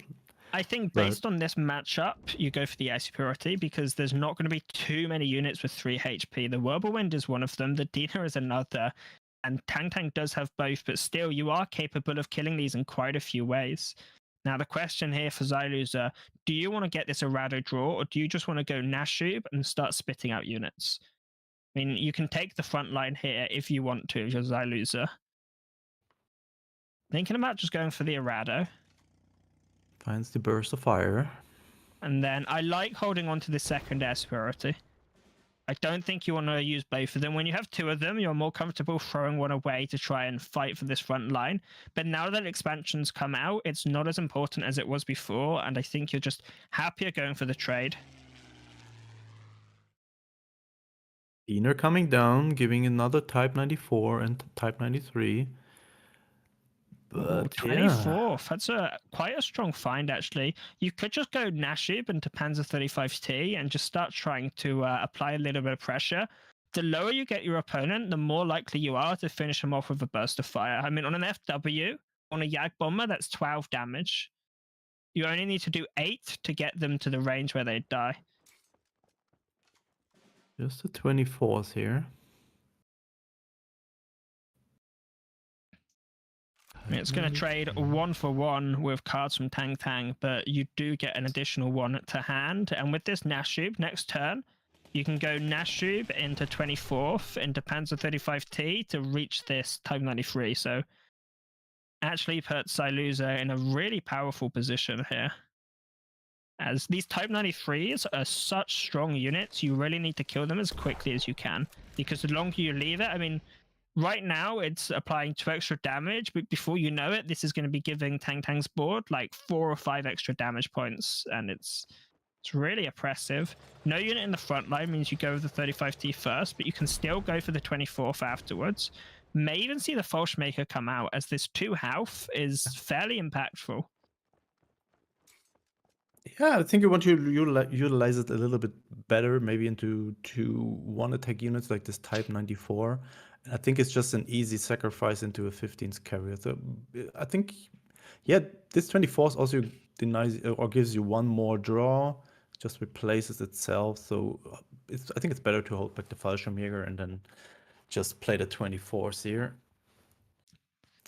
But Xyluza's hand is not looking that good any longer. What do you have left here? This FW needs to come out really, really quickly. Xyluza is going to be able to play the FW this turn if they want, and I think there's good logic to doing so. Go with the air superiority on the Type 94 or on the Whirlwind and just get this FW down as soon as you can. This allows you next turn to trade with it, get 2 credits back, and go for the other one. Well, use the 2-for-1 with the Fallschirmjäger a little bit more than just having this FW. Can And still this play the air Fallschirmjäger, superiority. I really like it in this deck. It gives you so much more room to fight from the back, which is something the deck really suffers. You know, this can kill 2 Greyhounds, it can kill 2 Japan drops, it can kill a lot of things. Yeah. And it also applies pressure in the late game. Shinano, a strong find here for Tang Tang, as realistically, this will kill 2 of Xyluza's units. Looks like they're going to try and get maximum value out of this. Apply 6 damage to everything. And Oh, sure enough, 3 hits on the luckily Nashub. Nashub hits 3 of them. That's really nice for Xyluza. Saves 3 HP to their face. Now it's going to be interesting if we see a 35T come out before an FW, as it can basically get a free trade on something. Yeah, definitely sure Xyluza has to see this. I mean, whether it's 35T. worth it is another question, though. Because if you go for it, the problem then is it's much more difficult to kill the second Aichi, and you have to expire an air superiority on it. But I think getting rid of this Whirlwind might be worth it. You could say maybe get the Type 94, but I think the Aichi and the Whirlwind are your main targets here. There we go. The only First- worry here is something like an Audacity could be really scary, because this is going to do a huge amount of damage. You also see these double surprise attacks in hand from Tang Tang to clear this FW. The errata comes out, but it's so late in the game that it might not be as useful. But we see Xyluza actually not committing to just the credit denial package. We see them running other orders, which gives the deck a lot more versatility. They've got Burst of Fire to try and close out the game, but more importantly, they have these air superiorities, which actually let them trade with the board and have a presence on the board far earlier into the game. In these pursuits as well, it's nice in Xyluza's deck that there is a similar game plan, but less all in on this credit denial package and a bigger focus on being relevant in the, you know, back foot position. Yeah, Tang Tang definitely with the upper hand in this match. A lot of stuff going on here for them, and Xyluza almost fully relying on this FW now. Might just see a second FW from Xyluza, but it's not really helping at all. I mean, It does still feel like Xyluza's struggling when they're behind, and this Jaguar deck is really good at getting the early game. And we see just how much that's transitioned. And you know, there's no AoE, and this early game has transitioned so well into the mid game that Xyluza is really struggling here. And I don't see how they're going to better pull this back. And then this is one of the important things for a lot of decks, is how do you shift from stages of the game? And this Germany deck, it really struggles to shift from the early game into the mid game when you're behind. But this, you know, when you're up against Jagro, it has no problem shifting. I've got Marder, I've got expansions, I've got Aichis. I shift to this mid game really smoothly, and my opponent's just really struggling with that. yeah, now even deploying the FW is not giving you anything because it's pinned and it's just way too late. You have one sudden strike and one more air superiority to get rid of stuff. So can do a good amount of clear here with the air superiority. The FW probably goes into the Schützen, but then you're still left with an empty board, and Tang Tang can just deploy the Type 93 and apply even more pressure. I sort of feel like the Panzer may have actually been more useful here, as I'm not sure what the FW offers over this this Panzer in terms of trading with most of the board. You know, the Stutzen's the only thing which is different. Ooh. Trying to pressure lethal next turn, but in doing so, Losing the game. giving away the game. And Yeah, I mean, they were at the losing position here, but that made it really obvious. I think candidate 5, if they would have given a little bit more of a chance, but maybe did not want to waste any more time and save some brain resources and just focus on the match number 3 here with 2-0 in behind here. I mean, Tang yeah, Tang, Tang just Tang front is line. Tang Tang is looking so strong in this matchup against Xyluza. I'd like to see Xyluza switch it up a bit, try a different deck, because it's been really difficult so far. We see Xyluza going for the deck yet again. Hopefully it can work out a little bit better this time. Oh, look at Tang Tang starting hand here. 2 Shermans and a half track. Just But- and Oh no! That The is a terrible classic. hand here. the classic. Give 2 Shermans away, get another 2. And this is the start Xyluza needs and the start Tang Tang doesn't see. It's the battle of the Oh eagles here. We see both HQs have their own little eagle on them, but it just seems that the German eagle is going to be far quicker and far deadlier in this matchup, while the American bald eagle is yet to wake up. This hand here for Tang Tang. 3 4-drops, a 5-drop, and a 3-drop. Oh, that's a good Finally one. finds a 1-drop, but it feels so awkward to play it here because you're not getting anything from this buff. Marder, maybe it can find Tang Tang what they need, but Xyluza is already in such a dominant position here. I mean, Pathfinders is what Tang Tang needs. You find a Pathfinders, this game changes. Just the Schützen here on turn 4. I mean, it's mean- good enough, but It's you don't have too much choice, to be honest, in this situation. you don't want to go double 164s here. Because they would both die to this. And yeah, I think you're forced to do the Schützen and just hope your opponent is not flooding the board anymore. I mean, But- if you're Xyluza here, speed is the name of the game, and you have to be as quick as possible to take down your opponent. And this is what we see, flooding the front line, but potentially some good trades coming up for Tang Tang. My worry is with this Marder in the back line, all of these 164ths offer a new card for Xyluza, and Xyluza is going to better find the tools they need to close out this game. You know, if Burst of Fire comes up, some more blitzers come up, it becomes really difficult for Tang Tang to take this back. Take in mind, Tang Tang here only on 12 HP. Yeah, and there's more to come. Like Xyluza's soon in the state of the game where you can just deploy all these big airplanes. 7 Schützen still in hand. So there's a lot more to come, and Tang Tang not really having the tools to deal with the current situation, and it might become even more problematic later in the game. So, important turn sequencing here for Tang Tang. You need to trade with the Stutzen first, because otherwise you risk losing the buff from 164th. After you do that, you need to trade with the 15th Cavalry first, in the hopes that your opponent draws from the Marder and hits this 24th and bricks one of their draws. So it's really important to not trade like that, because you give your opponent no chance of bricking out. I don't know. So that's These little really a small details can detail, matter. right? Yeah, that was really a nice detail there in ordering these attacks. Yeah, But- I mean, it proved not the outcome, but it's important that you say, okay, if I do this, there's a 10% chance for failure from my opponent. And 90% of the time, it won't pay off. But you need to hit these 10%, because when you're behind, every 10% chance, Yeah, absolutely. I mean, that makes total sense. every 5%. So it looks like Bubbles has some connection issues here. Is he back? Hello? Am I having connection issues? Yeah, you were really hard to understand, but now you look Oh, like that's you're just my accent. back. We see now. Tang Tang not finding the blitz units necessary. I mean, Xyluza's on 12 HP.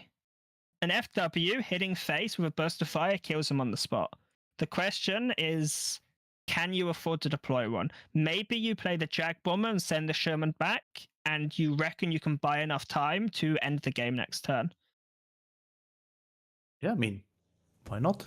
Always a good idea to bounce a Sherman, block the front line, hope your FW survives, and then you finish your opponent with a burst of fire. And looking at Tank's hand, I think there's nothing they can do Got it. against this. Got a we can do it. We can do it's the only out. And even that's 3 extra HP, which coincidentally is exactly how much damage a Stutson does. So it's going to buy you a turn, but it's not going to be enough to keep you alive, as there is enough burn in Xyluza's hand. I mean, you've got 12 points with the FW, and then you have an additional... Okay, there you go. That's it. That's it. That's game number 3 to Xyluza. Burst of Fire really paying out here. Exactly 12 damage to get closer to Tank here. 2-1 only. Oh, that was really a good opener and really terrible opener here for Tank. That was not what they really wanted. Only a Martyr as the only early game play. 2 Shermans in hand after giving 2 away in the mulligan. That's painful, but still anything possible here for both players. So, I mean, I think if you're Xyluza, you're just happy that you've not gotten 3-0'd. From this point, it's just upwards. Getting 3-0'd in the finals would feel very bad. Now we see Jagro against USA Frontline. This is one of the classic ladder matchups. Absolutely. And Tank finding Red Devils and through the breach, also pretty good. Good card to get into the front line with the Red Devils. This is another thing about this Through the Breach compared to this Eagle Claws. It's similar logic in this 2 damage to the support line, but it can clear the front line as well. 15 cavalry in the front line, you can just kill it on the spot. This is going to prevent expansion or Panzer 35T next turn. We might even see Xyluza holding it back, which telegraphs, hey, you need to kill this right now. And I'd like to see a Through the Breach kill this. Holding it back. I guess maybe you just wait for Marder or 22nd, but I feel like if this cavalry sticks in the back line, you can read that your opponent really doesn't want you to kill it. And this isn't something you used to have to do in the frontline matchup, because you know that their 1-drops could never kill your 15th cavalry. But with 164th, the addition to this deck with Blitz, it's now a real threat that your opponent will kill your 1-drop. Oh, look at this. 164 is being the MVP again. Straight into the 50s. So useful for this mirror. Wow. Well, not for this mirror, for this matchup. My apologies. It was far more 50-50 before this 164th, but now this has Blitz. You can contest Jaguar for the front line, which is something you just didn't have an option with before. Now, couple options here for Tank. You can go Combat Engineers, Red Devils, and 164th to the front line. You do feel a little bit risky putting 2 Red Devils in the front line, as it's not able to kill this Aichi. The plus side is if you know this Aichi attacks your Red Devils, that's 3 credits from Xyluza. It's a lot of investment. You also want to have your Red Devils with 2 attack in the front line. I think you can't manage. So I mean, you can deploy 109s and push the Red Devils from hand up. I think you have to Combat Engineers. The question is, do you push up the 164th Infantry and the Red Devils on board, or do you push up the fresh Red Devils? Those are your 2 options here.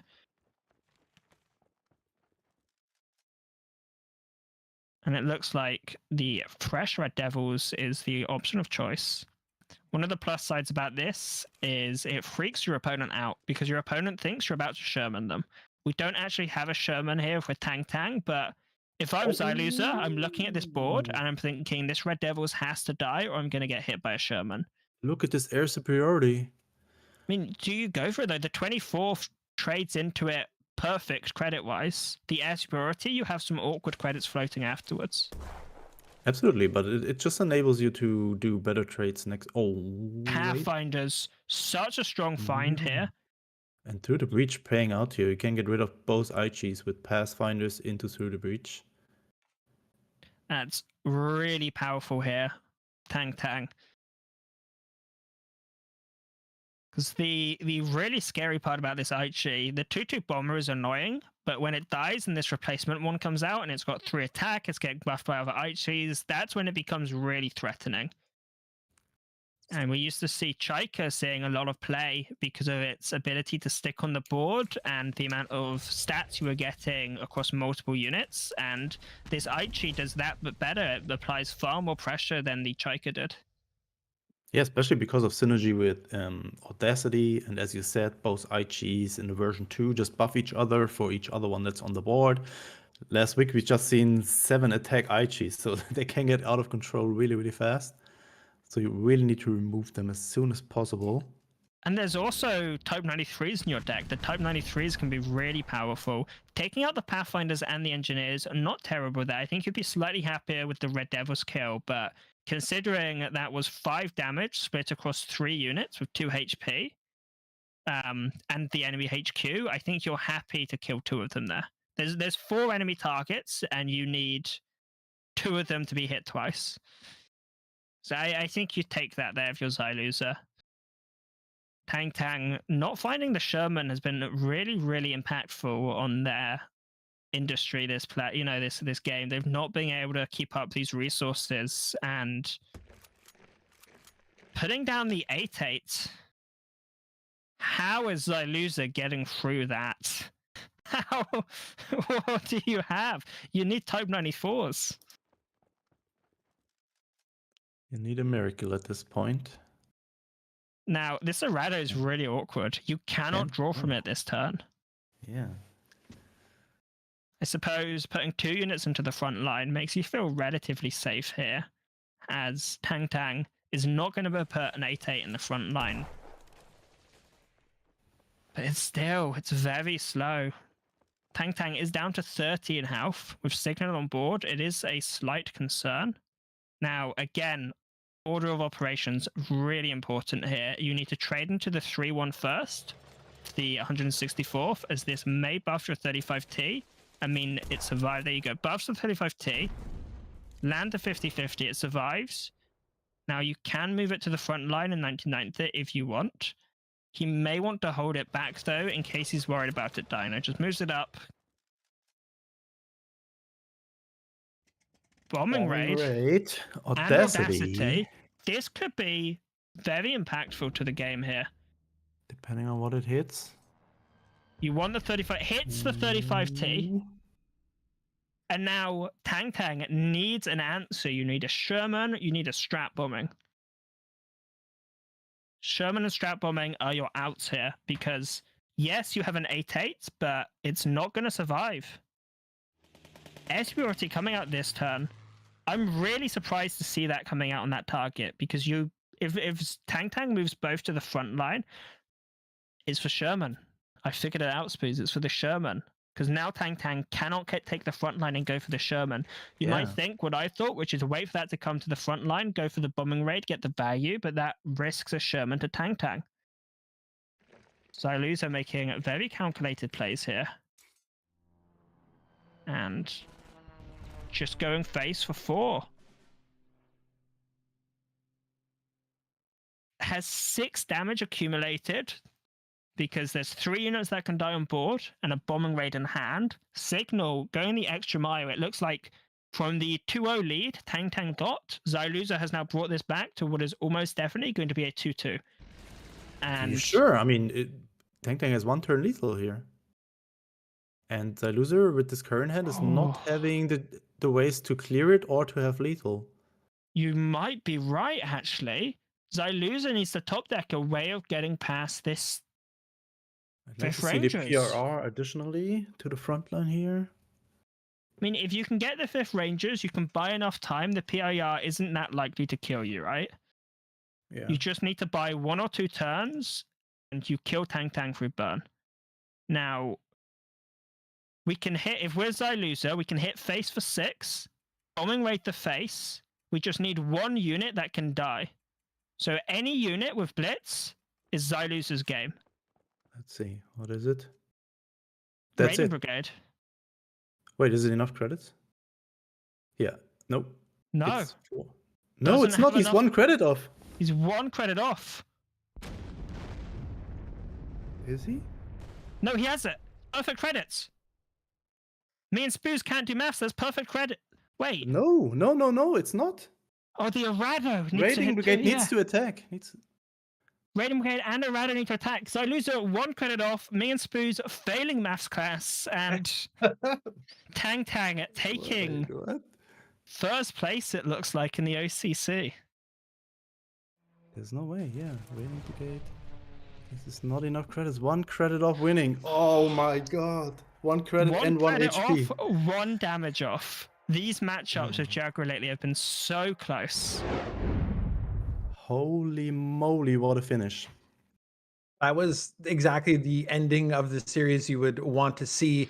3-1, sure. I mean, every series has been 3-1 so far today, but just like that last scenario, Bubbles, you had called it, you're like, oh yeah, he can win this way, he can do it that way. But it almost feels like after being down 2-0, Xyloser like turned it up a notch. You could tell like the plays were even more calculated, putting more thought into it.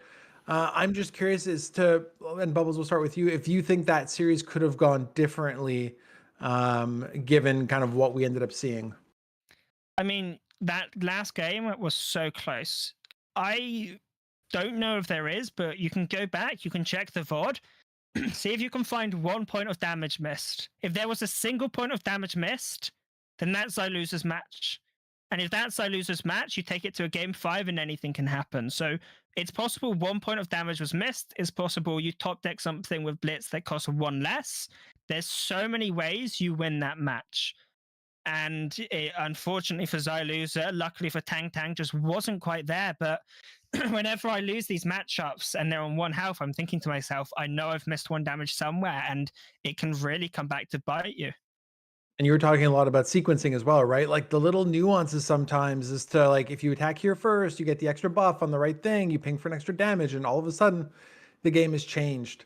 Now, Spooz, you know, we've kind of been joking that every series has sort of ended up 3-1 thus far, except for the one. Yeah.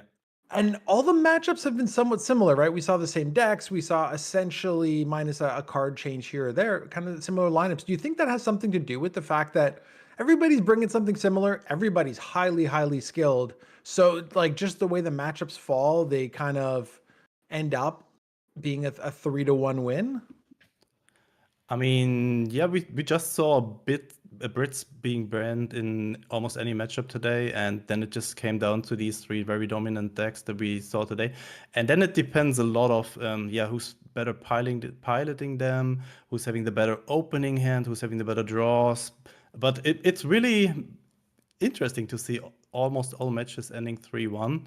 And yeah, I mean, they were really close, and 3-1 looks maybe a little bit more just dominant as they were. I think almost every match could have gone different if the players would have drawn differently. I think we saw barely any misplays. We saw some, sure, but I think this was really high competitive play that we saw this weekend.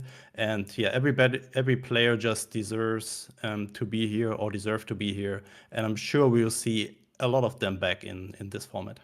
Absolutely. And that's some of the fun of seeing the OCC Ultimate, right? Where players have to qualify over 3 months for a clash. So it can't be a question of, I just had 1 good month or I just had 1 good tournament. You need to do it month over month to get here. And that's why we saw really the cream of the crop show up and play exceptionally well. There will be some slight changes to the 2024 esports format, however. No spoilers here today, but keep your eyes open. There should be a dev blog dropping at some point this week that will highlight the little tweaks and modifications that will be made going forward. But we had a wonderful weekend here today at the OCC Ultimate. Let's bring up the final bracket and take a look at how things played out. There you see Tang Tang going 3-1 over Xyloser. Tang Tang getting $1,000 for that big win here. Xyloser in second takes home $750. We've got Bezio defeating Artemisia with the 3-0 sweep. Bezio gets $500 for that win. Artemisia $250. The places 5th to 8th all walk away with $125. So phenomenal weekend. Thank you so much to all of the players. Spooz, Bubbles, great job. Starry, Berto, you as well. Mark Theus pressing all the buttons back at 983 HQ. We had a phenomenal weekend. Stay tuned. So much more cards action to come as we get closer to the World Championships. And don't forget, Winter War, November 29th. Pre-orders are available now.